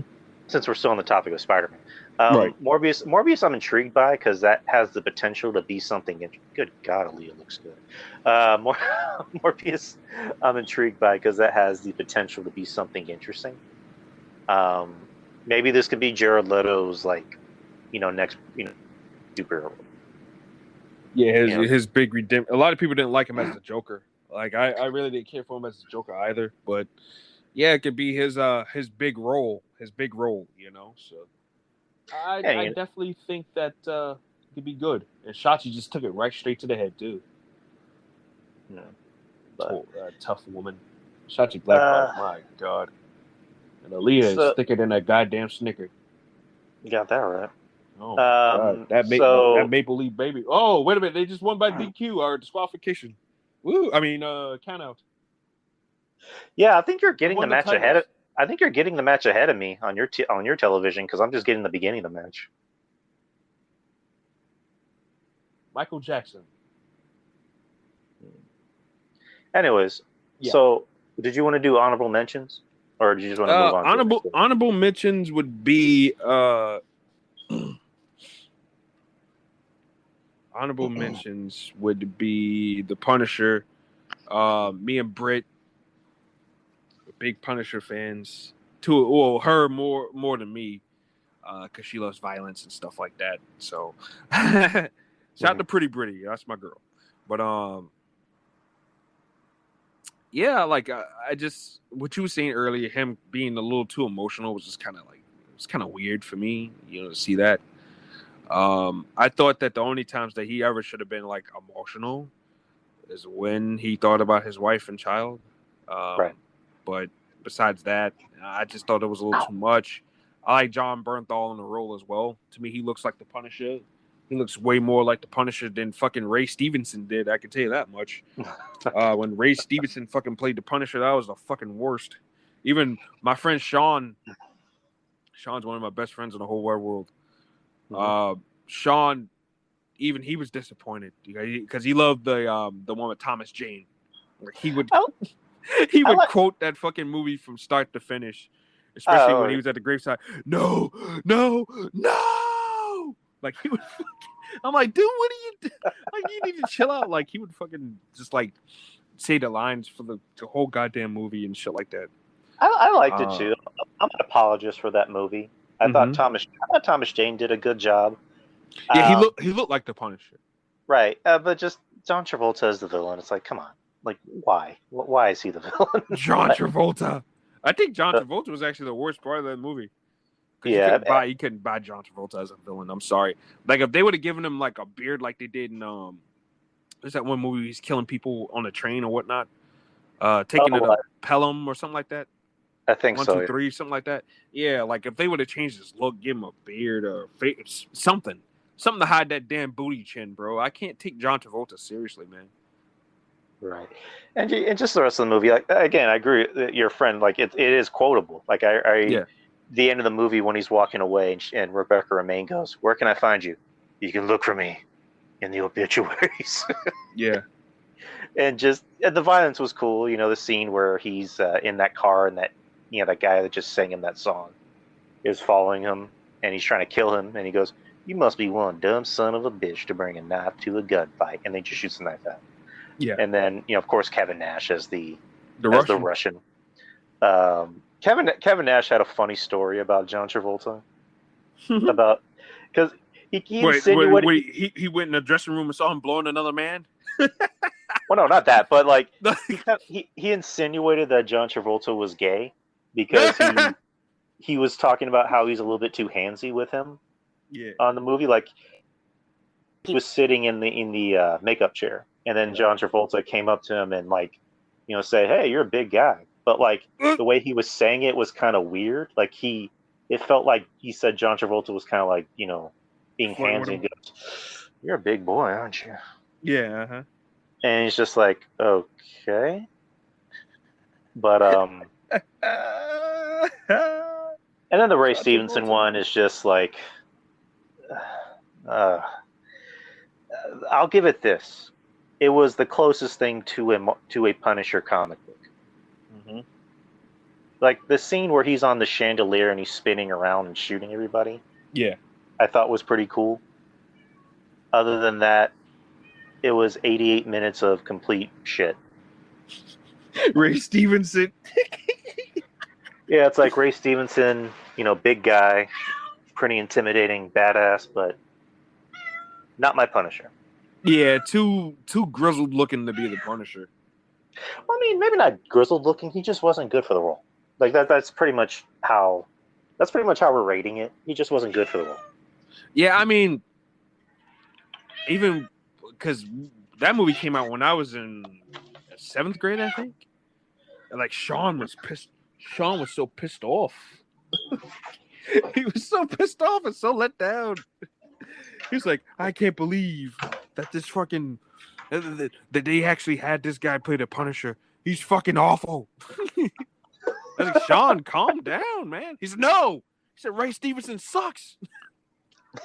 I saw this guy slap this bitch upside his face. I was like, well, it's all right. Well, I mean, damn. Ray Stevenson clear. You better not ever come to South Carolina, because if you do, you might be dead, man. But the way Sean's feeling about this. But yeah, race. Yeah, I remember seeing that. Me and him watched it when I was at his house one time, and he was showing me because I hadn't seen it because he was all excited to see it when it came out. He saw it, and he just wasn't feeling it at all. And I was like, I said, God damn it, this is bad. It's really bad. Just Jigsaw. That was just, I don't know. It was just goofy to me. It's just very weird. Just very strange movie to me. But yeah, not good. But the Punisher TV show, Netflix, definitely an honorable mention. That's pretty much it. I didn't like the Inhumans. I thought that was shit. Even though Surrender Swan. That show was so bad I didn't watch it.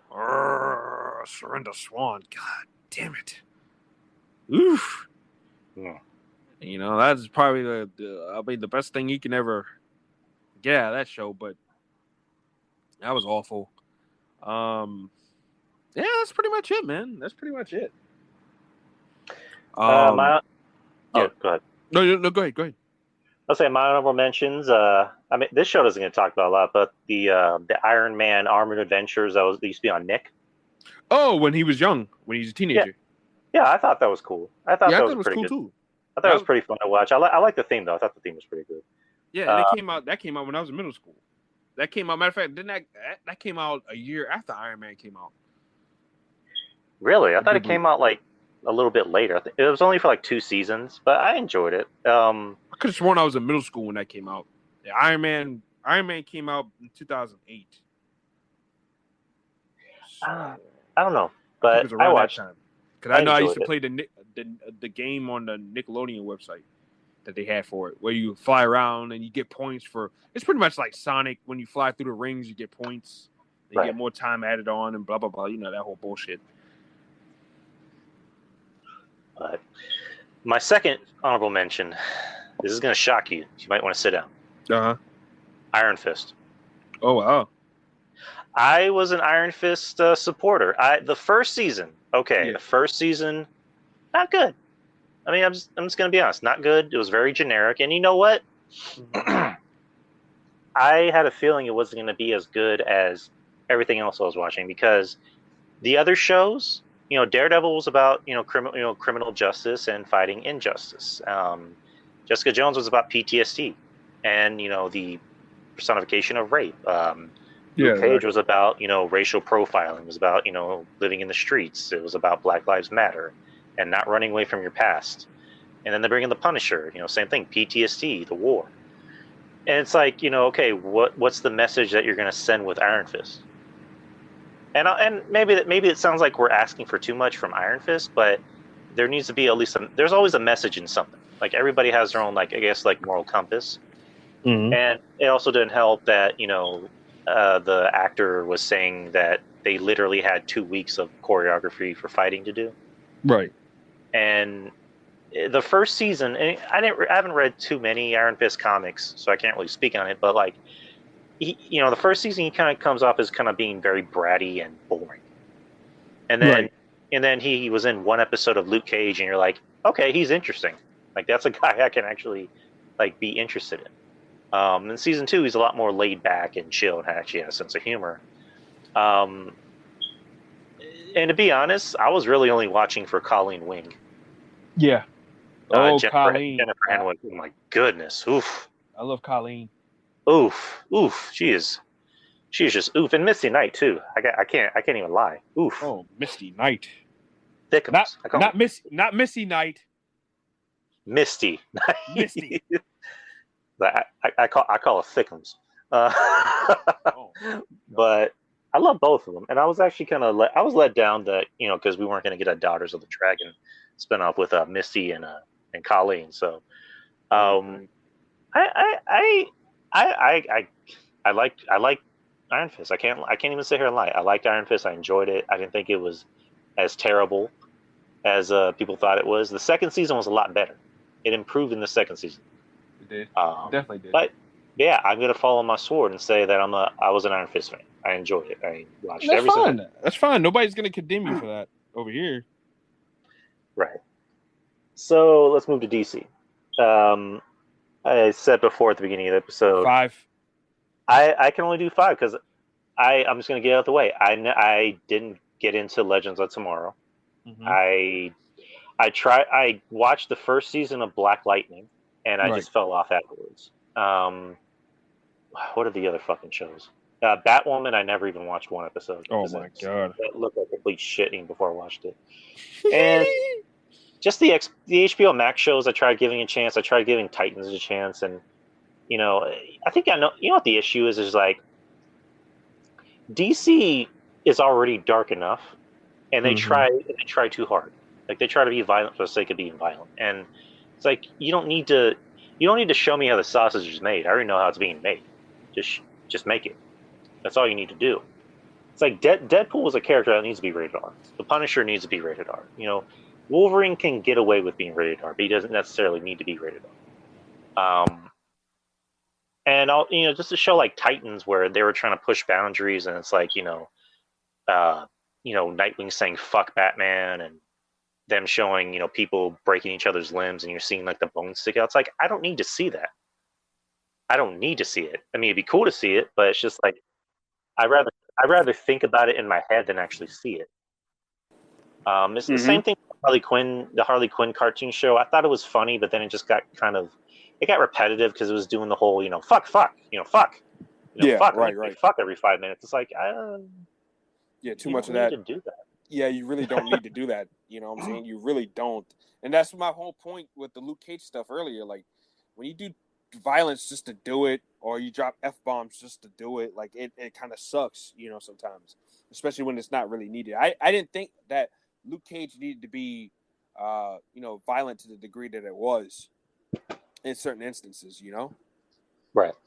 So, yeah.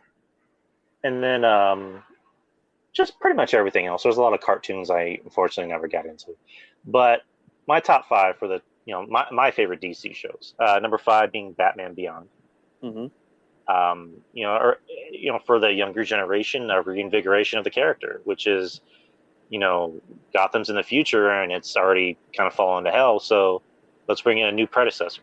We tried that with the other Robins, but now we have a new Batman. So yeah, there's that. I love the show. Will Friedle, as we don't know from Boy Meets World fame, voices the main character, Terry McGinnis. And of course, you bring in why am I forgetting the name? Kevin Conroy. You bring back Kevin Conroy as the main character. And then the made-for-TV movie that they had, which was The Return of the Joker, which a movie I still frequently go back and watch every now and then. It still holds up. And it's just a great series. It's a new take on an already existing character, and usually those are always a risk to do because a lot of comic book writers, they want to tell their stories. They want to bring in social issues, and they want to try and make this character something that it's really not. And they made an existing character that was already established and that was already popular even more popular. Because now we have people to this day that are like, where's my Batman Beyond movie? Mm-hmm. Like, we need a Batman Beyond movie, like ASAP. And now that you got Michael Keaton coming back as Batman in The Flash, we have that possibility of, are we going to get a Batman Beyond movie? And, I mean, knock on wood, I hope we do. I hope we fucking do. Yeah, I do too. But what do you think about Batman movie? What, Batman Beyond? I enjoyed Batman Beyond. Like, I liked it. Like, it came out during a time where I was leaving New York to come to South Carolina. Right. So like, a lot of the episodes got lost on me. But that show was phenomenal, man. Like Terry McGinnis, just watching him grow as Batman, because he was his own man as Batman. He wasn't like Bruce. He wasn't too brooding. He wasn't,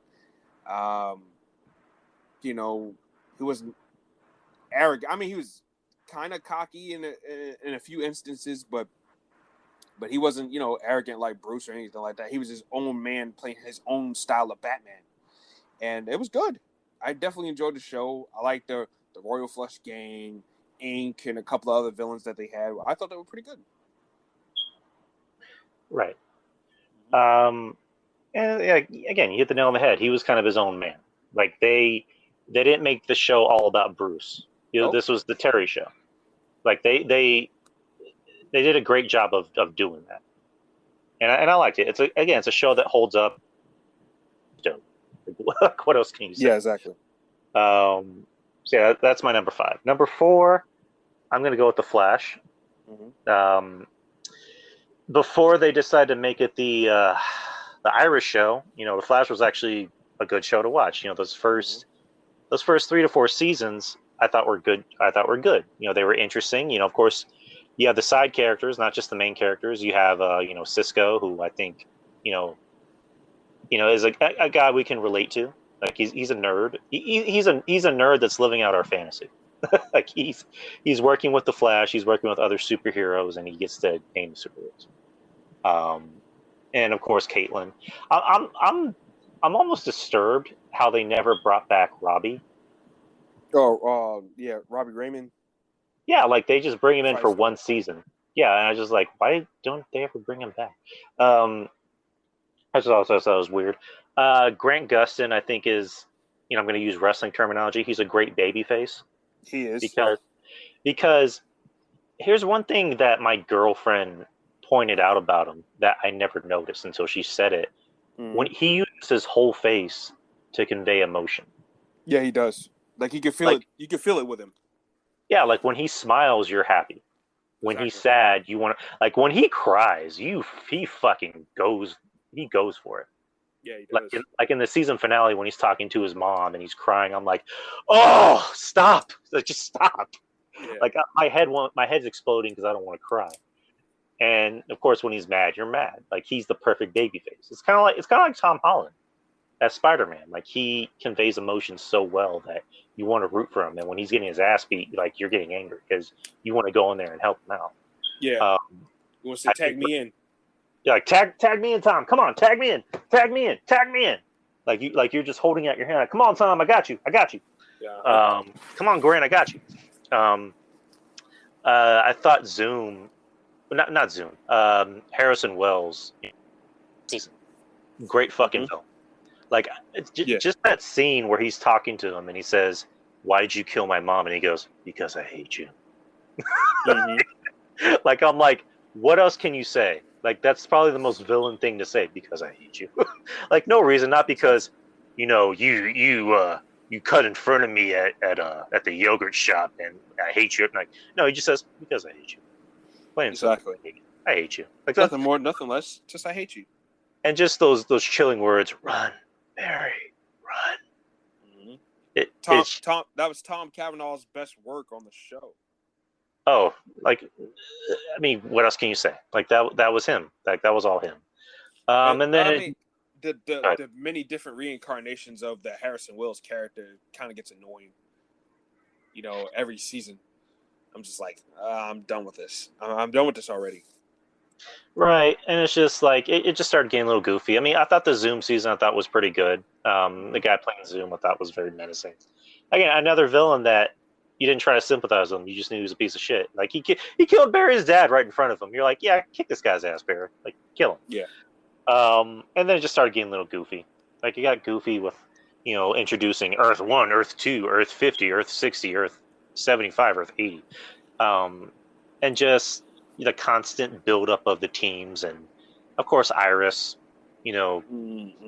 Brandy Rhodes, yep, pretty much making the team all about her, and it's just it got kind of unwatchable. I still try to keep up with it, but it's just like, yeah, I really can't. But that was my number 4. Overall, what'd you think about The Flash? Oh, I thought Flash was good the first 2 seasons, and then after that, just downhill. Savitar was a season 3 villain, right? Just downhill from there. Mm-hmm. Just downhill. It became the Irish show. I was done. I was really done, and I hated it because I wanted to like Flash too, because it was an Arrowverse, so I wanted to like Flash too, but it's just like I don't like it. I don't care about it. I just don't. So Right. I mean, what else can you say? It's kind of disappointing when you think about it. Speaking of disappointment, next person or next show is Arrow, my number 3.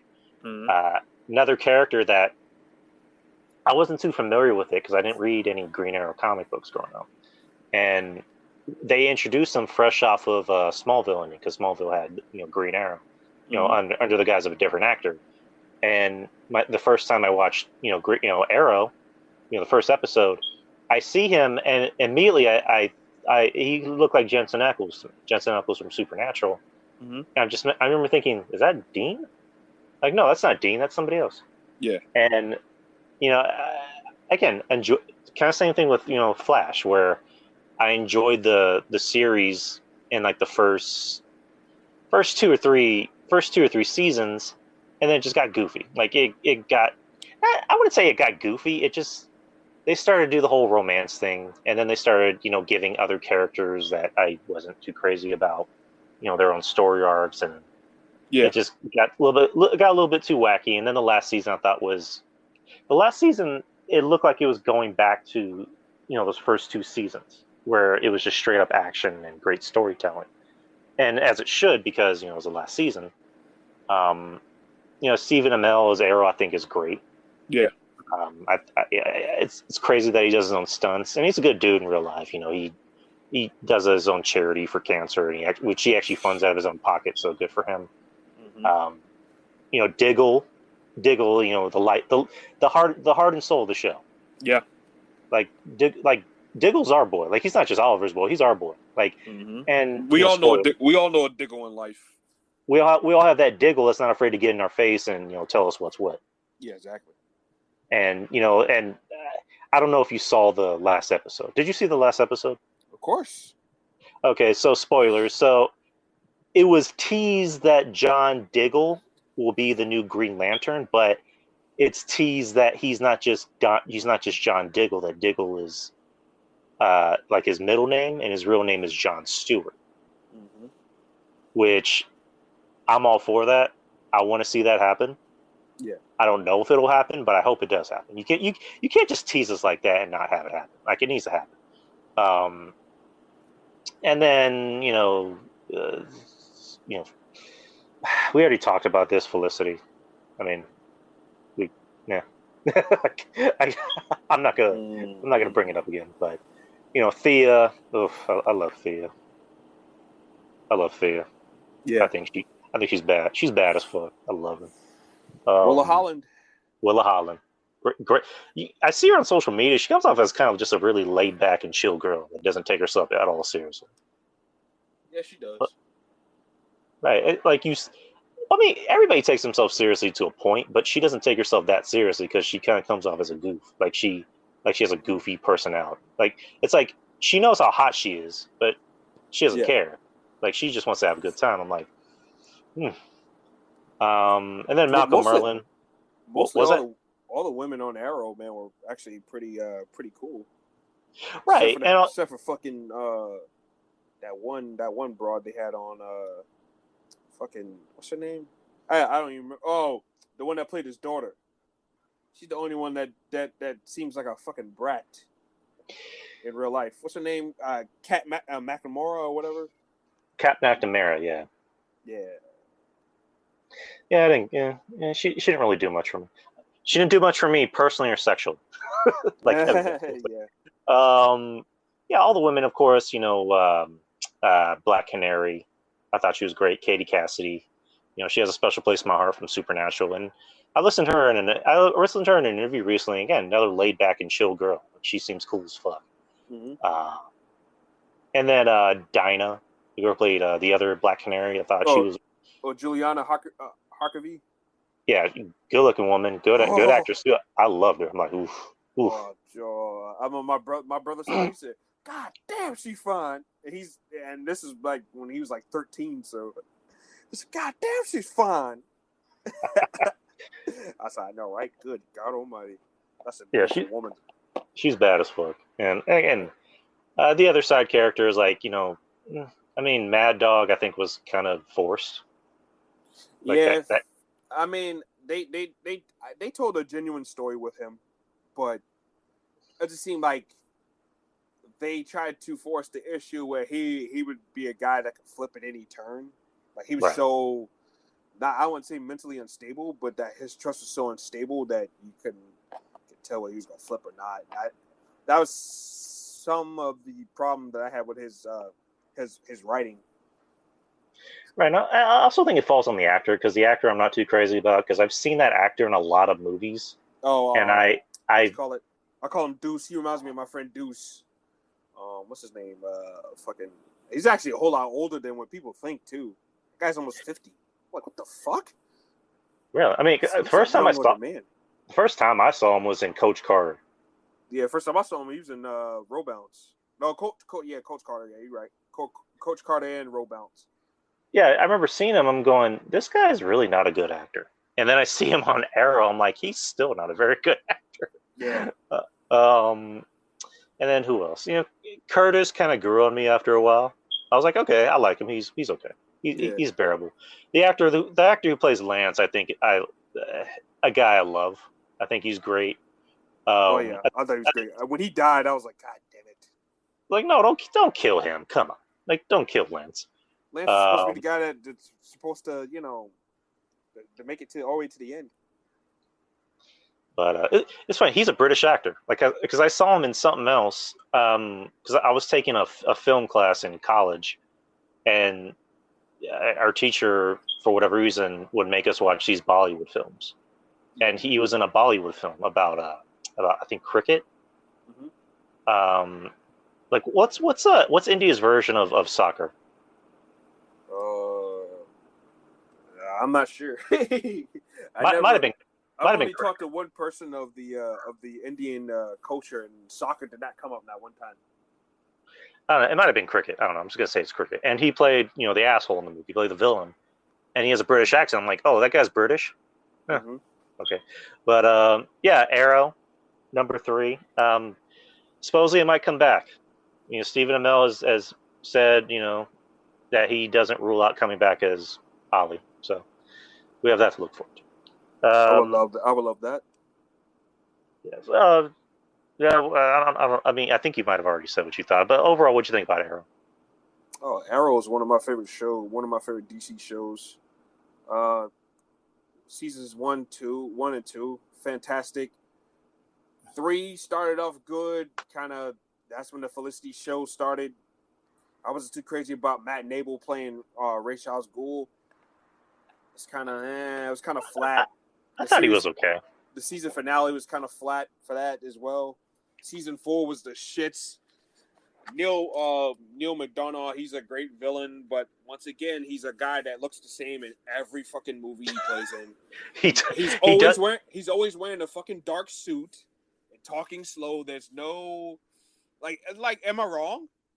Well, I was gonna say he doesn't age. The motherfucker doesn't age. Yeah, he doesn't age. He acts the same, like he's the same sarcastic smartass that talks slow. Not entirely too slow, but he talks at a normal, like a little bit of a slower pace. In every movie, he's slow plotting. Like, it's every fucking movie. I'm convinced he doesn't know how to act. Like, he's only one trick pony. I don't think he's that bad of an actor. I really don't. I'm not saying he's a bad actor. He's a good villain, but he only knows one speed. Yeah. He only knows one speed, and that's I wear a dark suit, and I'm walking to you slowly, and I'm going to beat you up a little bit, and talk to you while I do it. Like that's him in every movie. When he played Balrog, or not Balrog, when he played Bison in Street Fighter, the only difference was he had fucking facial hair. Yeah, we don't talk about that, RJ. We don't talk about that movie. When he was in fucking goddamn, he was in Traveler, a show called Traveler back in 2007. Like that's what he was in that. And here, Damien Dark, same thing. Like the same thing every time. Walking tall. Like, come on, am I lying? No. Yeah. I mean, again, I'm kind of on a different camp where it's like I think he's a good actor. It's just you're kind of right. He kind of does play the same role, and maybe he needs to fire his agent and pick better roles. But yes, I mean, at this point in his career, I mean, he's more of a guy that's not going to be the star of a film or anything. He's just going to be, the side character. Kind of like in Captain America, he was a side character. He wasn't the star. Walking Tall, he wasn't the star character. He was, the supporting character. He's a guy that's going to be a supporter. He's not going to be a follower, if that's the best way to describe it. Yeah, exactly. All right, number 2 would be Smallville. If there wasn't a Smallville, we wouldn't even be talking about Arrow and Flash. Like, it was a show that it really opened doors for these type of shows. And, obviously the people who worked on, Smallville and are working on a lot of these other DC shows. And it's funny because I'm not even a Superman fan. Like, I'm not a Superman fan at all. I think Superman's probably the most generic, hero in any comic. Like, bar none. Like, I've never been a Superman. I don't hate Superman. I'm just not a fan of Superman. But this show I enjoyed because it told an interesting story about Clark Kent. And you never saw Superman until, like, the very last episode. Like, exactly. Because you never even saw Clark flying. You just saw him run really fast or, jump in the air. I enjoyed the series. It started to maybe get a little too stale whenever he moved to the city. Oh no, let's talk about something here. What? I watched Smallville in my earlier 20s. Right. And it became that show for a while became the Allison Mack show too. Especially when she became one of the executive producers, it became the Allison Mack show for a good bit there. We was getting too much of fucking what's the character's name? Chloe. Yeah, we was getting too much of fucking Chloe. I'm like, get out of here. Well, I mean, now it's kind of awkward to think about Allison Mack because of her legal troubles. It's funny because whenever that came out about her, I'm like, yeah, I always knew there was something I never liked about her. I was never a Chloe fan. Me neither. Kind of in the same sense where I've never was a Felicity fan, and I'm not an Iris fan because they tried to make the show all about them, and they would try to go about it in an annoying way. And also it just helps that she has a very punchable face, but that's another thing. But she does. Am I wrong? No, you're not wrong. She has a punchable face, really and then she's also creepy. Like, I watched that documentary about her, the one about, what was it, Nexium or Nexum, whatever you want to call it. Mm-hmm. And the whole time when it got to segments about her and she's talking in interviews, I'm like, she has a very creepy face. Like, she's just creepy now. Mm-hmm. But when I moved to the city, it kind of got a little bit weird. When they brought in Doomsday, I was hyped because the first comic I've ever Death of Superman, ironic, I know. With a bone that's sticking through Superman's chest. Oh yeah, exactly. And I was let down because they only literally had one fight, and it was like for 5 minutes, and they were hyping it up, and freaking Clark literally just punches Doomsday all the way up into the moon. That's it. I'm like, that was the fight? Like, really? And then Michael Rosenbaum, like, in my opinion, my wholehearted opinion, if we're ranking, Lex Luthor's, which is weird coming from me because I'm not a Superman fan, but I like Lex Luthor. I appreciate him as a villain and a character. He is, without a doubt, probably the best, reincarnation of Lex Luthor. Right. If we're ranking him, it's Gene Hackman. I have to say Clancy Brown, for the animated version. Which is, a little uncomfortable to say now, but Kevin Spacey I thought was a good Lex Luthor. And obviously the bottom of the barrel is Jesse Eisenberg. I mean, there's really nothing else to say about that. And of course, the big payoff at the end of the show was Clark, dons Superman costume, which, I mean, that's all you need. And then that show ended, and Tom Welling just never was to be seen. He actually did come back. I think because he wanted to get away from acting because he was doing the show for so long, and he decided to do more on, like, behind the scenes work. And he came back on Lucifer, and he came back for that one spot on Crisis on Infinite Earths as, coming back as Clark. That's about it. Yeah. But Smallville, that's my number 2. What'd you think about Smallville? I thought Smallville was good. I like Smallville. Like I said, when it came to be the Chloe show, that's when I checked out of it. But I like Smallville. But there's one thing I will never forgive them for, and that's when they gave us that shitty Slade Wilson. Where he was fucking. You remember that when he was just like the military man? He was this old, like 60-something-year-old man with gray hair. And he had the fucking military outfit on, and he had the eye patch and the. That was awful. I don't remember. That? I don't remember that. I really don't remember that at all. I gotta send you a picture of that. Oh my god. Dude. That was bad. I'm trying to remember it. I'm like, okay, does that really happen? Because I don't remember that. You know what? I have the entire series on a box set that I got for Christmas a while back, so I need to watch that. It's like, yeah, his hand was the sword. Oh, now I know why I don't remember that. Maybe it's best I don't remember that. Too bad. All right, sending you the picture.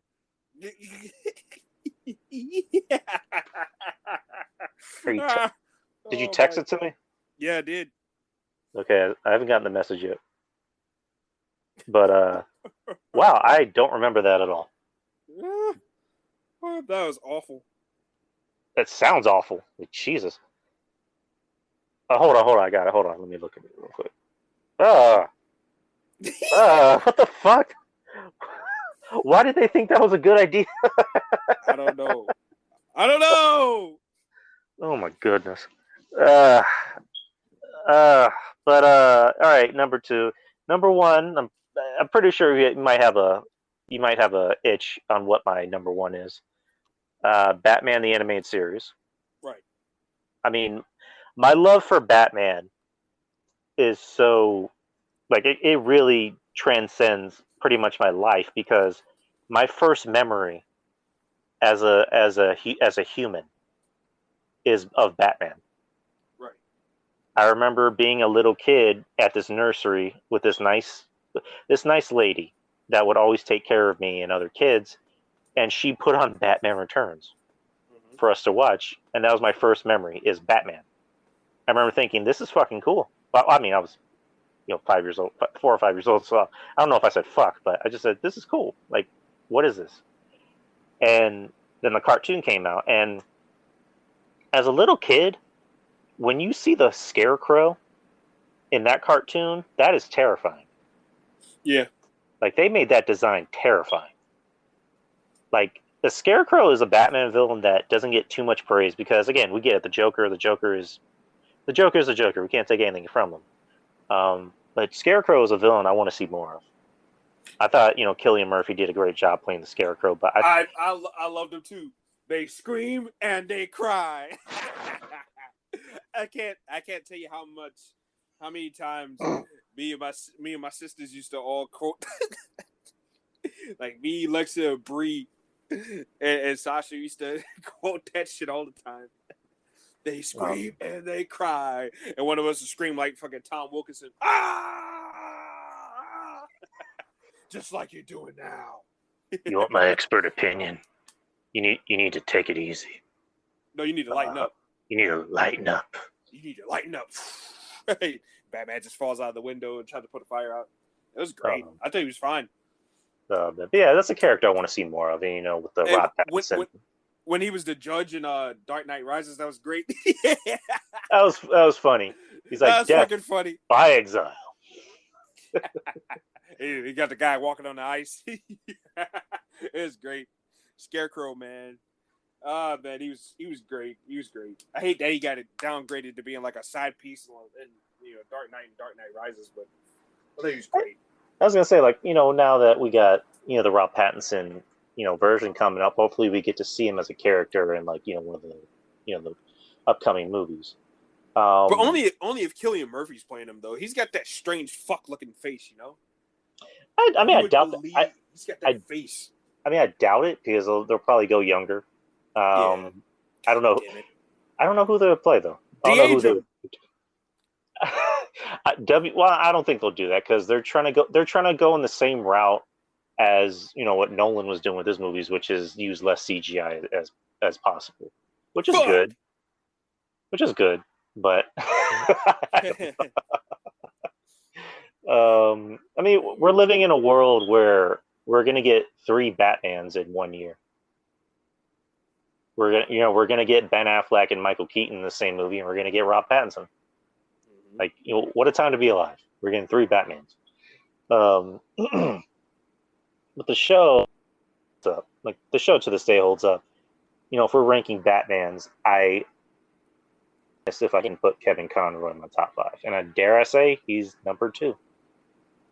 Right. I'm a Ben Affleck supporter. I think Ben Affleck has been the best rendition of Batman, and also Bruce Wayne. Like, you give that motherfucker his own movie, which the rumor is, HBO Max might be co-signing. That's just a rumor. That's going to be huge. Kevin Conroy is my number 2 as Batman, like hands down. There's really no competition. Right. And of course, Michael Keaton. Christian Bale will be number 4, and then the other 2, which I'm not going to talk about them. But overall, this is the show I grew up with. This is the show that got me into the superhero culture. This is the show I can still watch and enjoy. It's a show that still holds up, and just that theme. I mean, that theme is all you need. Mark Hamill is the Joker. I mean, can we say anything else that hasn't already been said? Exactly. It's like there should be a law. If you're going to do an animated version of Batman, whether it be like a mini movie or a video game, Mark Hamill needs to be the Joker in every single one of those things. Like, because apparently he's not coming back as the Joker in the Long Halloween edition. It's going to be Troy Baker, which I like Troy Baker. I like him as a voice guy. He was in The Last of Us, and he's cool, but it's just like he's no Mark Hamill, and he'll even say it. He's like, yeah, I'm no Mark Hamill. So, that's my number 1. It's on HBO Max. You can watch it anytime. Yep. You can watch it from beginning to end. And just one more thing about Kevin Conroy is just he has the right voice. Like in the Flashpoint Paradox animated movie, and it was also a comic too. Great comic, by the way. Great movie too. In the end, spoiler alert, anyone hasn't read Flashpoint Paradox, Professor Zoom goes back in time and fucks with the Flash's past. He prevents, I guess, the killing of his mom. And because Barry's mom didn't die, a lot of shit happens. Batman, or Bruce Wayne actually, is the one that's killed in his alley. And his dad becomes Batman, his mom becomes the Joker. And then, Superman, instead of crashing out of, or in Smallville, he actually crashes outside of the city limits of Metropolis, and he's held in government facilities, skinny as hell. And then the Flash, he's still the Flash, no, he's not the Flash anymore, but they make him gay for some reason. I don't know why. But the end of the movie, the Flash, is able to restore everything, and he visits Bruce, and he gives him a letter from his dad. Before that, because before he ends up, rewriting everything or get everything back to normal, his dad, says, make sure this gets to Bruce. So he gives Bruce a letter. Oh my God, I'm gonna cry just thinking about it. He gives Bruce a letter, and you don't see what's on the letter. You just see, love you, Bruce. And Bruce sees the letter and goes, that's my father's handwriting. Oh my God, I'm crying. He says, that's my father's handwriting. And just in Kevin Conroy's voice, just saying, you're one hell of a messenger. Thank you. With tears in his face. I'm like, oh my God, that's perfect. That's perfect. That's why you're my Batman. That's why Kevin Conroy will always be my Batman. Go ahead. What's your opinion on the show? One of the best shows. Again, grew up on that as well. As a little boy, sitting down watching WB Kids on I forgot what channel it was on, but every Saturday morning watching that. Just being into the stories, man. It had its own feel of the show. It was very dark, for the most part, true to Batman's form and nature. And Like, it was just a phenomenal show with a lot of good storytelling and stuff like that. And if you didn't get it as a child, you most likely are going to watch it back as an adult and get it all now as an adult. So it was definitely pretty good. One of my favorite adaptations of a Batman show. That along with Batman Beyond and the Batman, I thought was pretty good and underrated too. Yeah. But yeah, definitely. I agree, man. It's definitely a good show. One of my favorites. And that theme song is iconic as well. Just the characters, Robin, Harley Quinn, Joker, like Mark Hamill. I mean, shit. Like, you just go down the list of reasons why the show was good. I mean, say no more. What else? Right. So let's go with your top 10 then. Oh, well, I got top 5 because I'm like you, DC shortage. Right. Number 5, Legends of Tomorrow. I enjoyed it. I enjoyed the first 2 seasons of that show as well. Had fun with it, especially when he did the whole Michael Merlin, Damien Dark, Reverse Flash trio. I thought that was pretty good and entertaining. I thought those guys worked pretty well together, and it made for some funny stuff, especially when they were dressing up like how the Legends of Tomorrow was dressing up when they went time traveling all over the place. Like it was just great, and I thought Vandal Savage was a good first villain for the first season and stuff like that. I did not care for Hawk Girl or Hawk Man, so I'm glad they got those two up out of there. But I mean, Hawk Girl, that girl, like, I wanted to start a GoFundMe for that girl to get some braces. I mean, those chompers she had, holy shit! That guy, these nuts, like his teeth, that's what she had going on there for a good bit there. So, yeah, like I think we had needed to start a GoFundMe page for her for those teeth. But yeah, other than that, after a while, the quality of the show started dipping for me. But I enjoyed the first 2 seasons a lot. Number 4 would have to be Smallville. Like you, I'm not a big Superman fan, but I did like the story that they told. You were invested in Clark. You wanted to see him get Lana. You wanted to see him, get Lois. You just rooted for him. I like the dynamic between Lionel and Lex Luthor. How Lionel was the dick in the beginning, and Lex was kind of like the sympathetic figure, and then the roles kind of switched. And Lex Luthor became the dick, and Lionel became a little sympathetic towards the end. So there was a lot of good stuff there, a lot of good storytelling within Smallville. Number 3 would have to be Batman Beyond. Like you, I think that the show was really good. Very great futuristic take on Batman. Terry McGinnis, like I said earlier, was his own Batman. He was his own man, and he carried it well. And you had Bruce Wayne to back him up, and it was really good stuff. And like I said earlier, I enjoyed Inc. I enjoyed the Royal Flush Gang, a lot of the other villains that they had. It was perfect. Number 2 for me, Arrow. Like I said, season 1, season 2, great stuff. Malcolm Merlin was a great villain. Just a great prick. He's got a punchable face. That fucking booty chin. Just very punchable face. Deathstroke, Slade Wilson, season number 2. Fucking fantastic. Manu Bennett. I think I might want to talk about him a little bit more when we talk about Deathstroke. Just a fantastic, in my opinion, fantastic Deathstroke. Oh yeah, can't argue with that. Just the way he made you feel as a man, Slade the man, and then Deathstroke the assassin. Like, he was able to balance that out pretty well, in my opinion. Especially when season 7, when they brought him in. I thought those were some of the best episodes of season 7. Was when they brought him in to tell his story a little bit, when he was trying to calm down his son. I thought those were some of the best episodes of that season. Season 3, like I said, quality started dipping when it became the Felicity show. Matt Nable playing Ra's al Ghul was flat, in my opinion. Flat season finale that year. Season 4, like I said, Damien Dark, blah, blah. just not very good in my opinion. I pretty much skipped out a couple of episodes of that.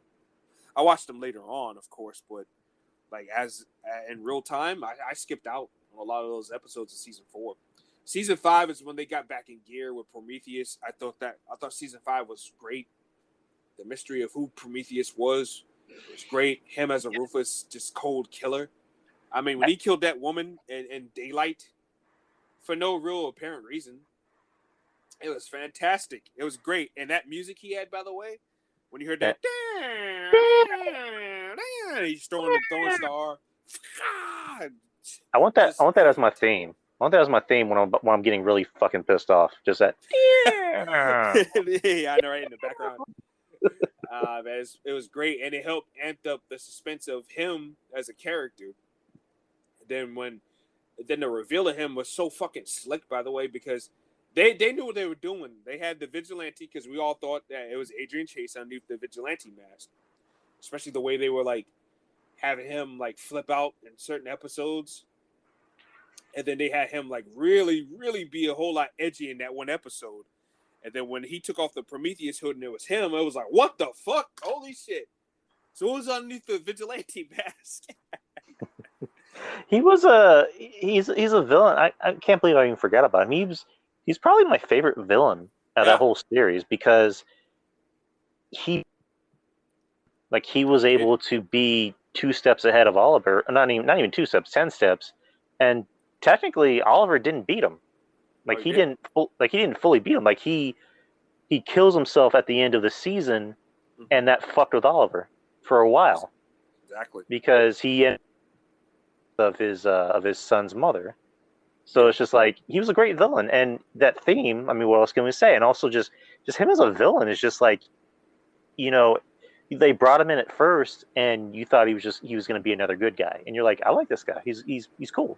Like he's a good addition to the team. And then he becomes a villain. You're like, no. But it was kind of organic too. Like from we started seeing cracks, not of him being Prometheus, but we started seeing like signs of him possibly being the vigilante, because he started like slipping and he started having some of these outbursts and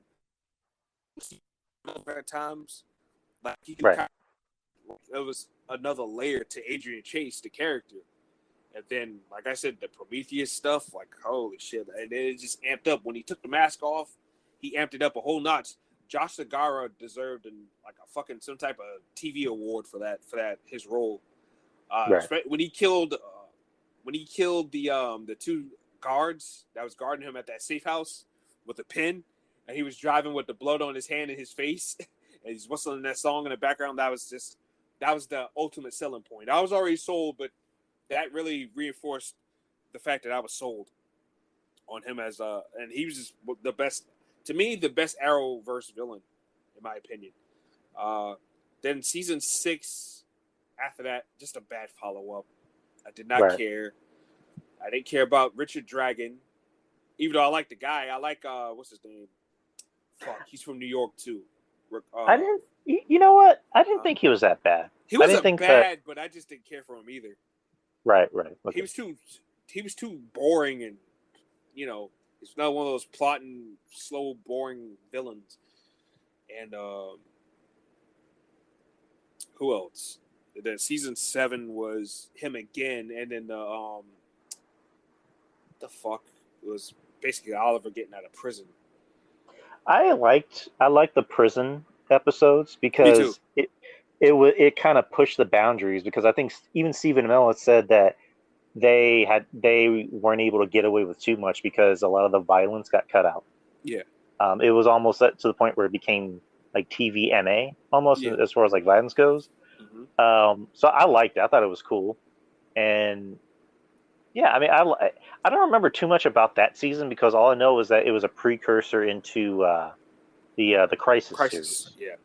Which I thought was pretty funny. Yeah. But and then the last season I liked. I thought it was pretty good. I thought the action was good. I thought the storytelling was good. Yeah. And it was a nice way to go out. Yeah. My only gripe is that I don't like how they killed off Oliver, because it seemed very generic, because it was like it wasn't like a Tony Stark thing where he dies in this very dramatic way. It's like he pretty much died off camera, and then he's dying on a bed.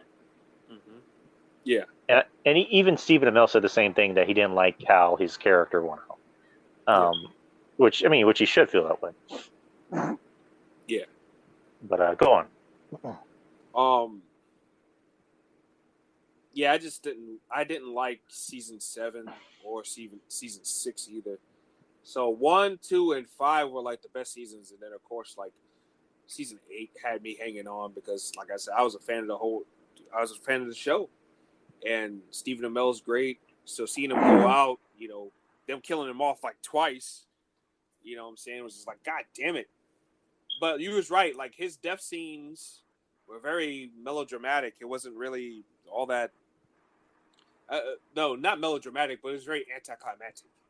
Right. I got more chills when Ra's al Ghul killed him when they had that battle on the cliff. Yes, I stabbed Oliver and kicked him off. Like I had more like, what the hell? I remember watching, because I know you said you didn't like the act. I actually liked the actor. I thought he did a pretty good job. I thought I thought he was flat in certain areas, and right. I just didn't buy him as a complete villain because he was so composed. Like he was so well composed to be evil, if that makes sense. Well, isn't that kind of how Ra's al Ghul is? Like he's not necessarily a villain. Like what he does is, kind of villainy, but to him he's like, I'm doing this to, like Liam Neeson, I'm here to cleanse the world. Yeah, but Liam Neeson, like you got a sense of shadiness from him. Right. But Matt Nable, like he was too calm, too composed, and right. too like cool. Like he would always walk with his hands behind his back. Hey, he was too composed for me to be a villain. I don't know. I personally didn't hate him, but yeah, just I didn't hate him either. But it was just like he wasn't. Right. I didn't feel a need to really hate him as a villain, if that makes sense. Right. But go ahead, man. Yeah, but I got more chills when he killed him, when he killed Oliver, and threw him off the cliff, instead of his big ending in those Crisis episodes. And thank God they did not go through with that spinoff with his horrible daughter. So that would have been the shits. And them adding like Laurel and Dinah to the dance, that would have been fine, but I can't take none of Cat McNamara or whatever the fuck her name is. I can't take much of that. But yeah, like Arrow definitely number 2, and number 1 is Batman the 90s series. I mean, what didn't you say earlier? Like, I mean, we're both in agreement there. Show was great, and one of the best, man. Like, just one of the best shows that you can possibly find. If you want to find a Batman show that ran the distance, it touched on a lot of different things. There you go. Look no further. Pick it up on HBO Max, man. Like, just definitely go out of your way and watch it. Relive it if you're already a fan. Right. I mean, you said everything. We both said everything it needs to be said. If you're a Batman fan, that is the show for all us Batman nerds. Like, Batman nerds, even if you're just a fan of Batman, even if you've never even read a comic book in your life, like that is the show for Batman fans. Hands down. I mean, do we have any honorable mentions? No, not on my end. I guess for me, I have maybe one, and that's Beware the Batman. Mm-hmm. That wasn't on the air too long. I think it was on the air for maybe like a season. And I remember watching him thinking, "Oh, this is actually pretty cool." I like, and then right when I started watching it, it went on hiatus. I'm like, "Oh, sucks to suck, I guess." But yeah, those are our top. Those are our Marvel and DC shows. Mm-hmm. So the name for this show you suggested would be Attack or Revenge of the Savage Nerds. Mm-hmm. So that's going to be the official name for the show. From starting now. Revenge of the Savage Nerds. Yep. So yeah, just make sure to go to the Patreon. Tell your friends, tell their friends, and tell your friends to tell their friends to tell their friends. Sign up for the Patreon. So you can get shit like this. You can get great quality stuff like this with me and RJ. Let's see. This Thursday, I'm doing something with Jeff Lippman. That should be a fun show. Jeff's always a joy to be with. I was supposed to do a show tonight, but I didn't watch NXT. So I don't know. I'll make up for. Apparently, what? there's something or someone coming to NXT called Diamond Mine. Oh yeah, you know what? They announced that they signed another MMA girl. Oh. So I don't know. Maybe that's her. I don't know. But Who is it? I don't remember her fucking name. Honestly, Is it an Indian chick? I think so. I just know they said they signed a new MMA girl. I'm like, oh, okay, because we don't have enough of those. Yeah, no, right? I mean, as long as she's good, I don't really care. Yeah, right, definitely. But I get Tessa Blanchard vibes from this, because you know her whole thing. I'm the third generation diamond and shit like that. But at the same time, the take fist, you know, they throw me off a little bit, so I'm not sure. I mean, if it's Tessa Blanchard, I mean, it might just be Tessa. I don't know if they would change her name, but I mean, they might because it's WWE. They're weird. But yeah, NXT I had on while we were talking, and I mean, it didn't really look that interesting. Yeah. It was kind of a bland show. The main event was a 6-man tag of Legado del Fantasma, and then MSK and Kushida. Kushida wearing briefs now. What the hell's going on with that? Hey, it's good that he's wearing wrestling gear now and not, jeans and dressing like Marty McFly. So good for him. Oh, but yeah, as far as like the regular show goes, I didn't do one tonight. I'll probably make it up. Maybe I'll do a Friday show, just like a Friday solo show, and just talk about NXT. And I can't promise you anything, but AEW. Can't promise you anything on them. And then maybe review SmackDown, because SmackDown has actually been pretty good. SmackDown's always been good. Mm-hmm. But yeah, man, just do you know how to send the file? Yep, I can send it to you in this whole session. Yes, all right, sir. sounds like a plan. Just send me the file, and I'll edit and upload it to the Patreon. All right, all you player, all you. All me, player. But yeah, I'll text you after I'm done here, so we can, I guess, talk about what we're gonna do next. All right, sounds like a plan. All right, guys, take care. Peace.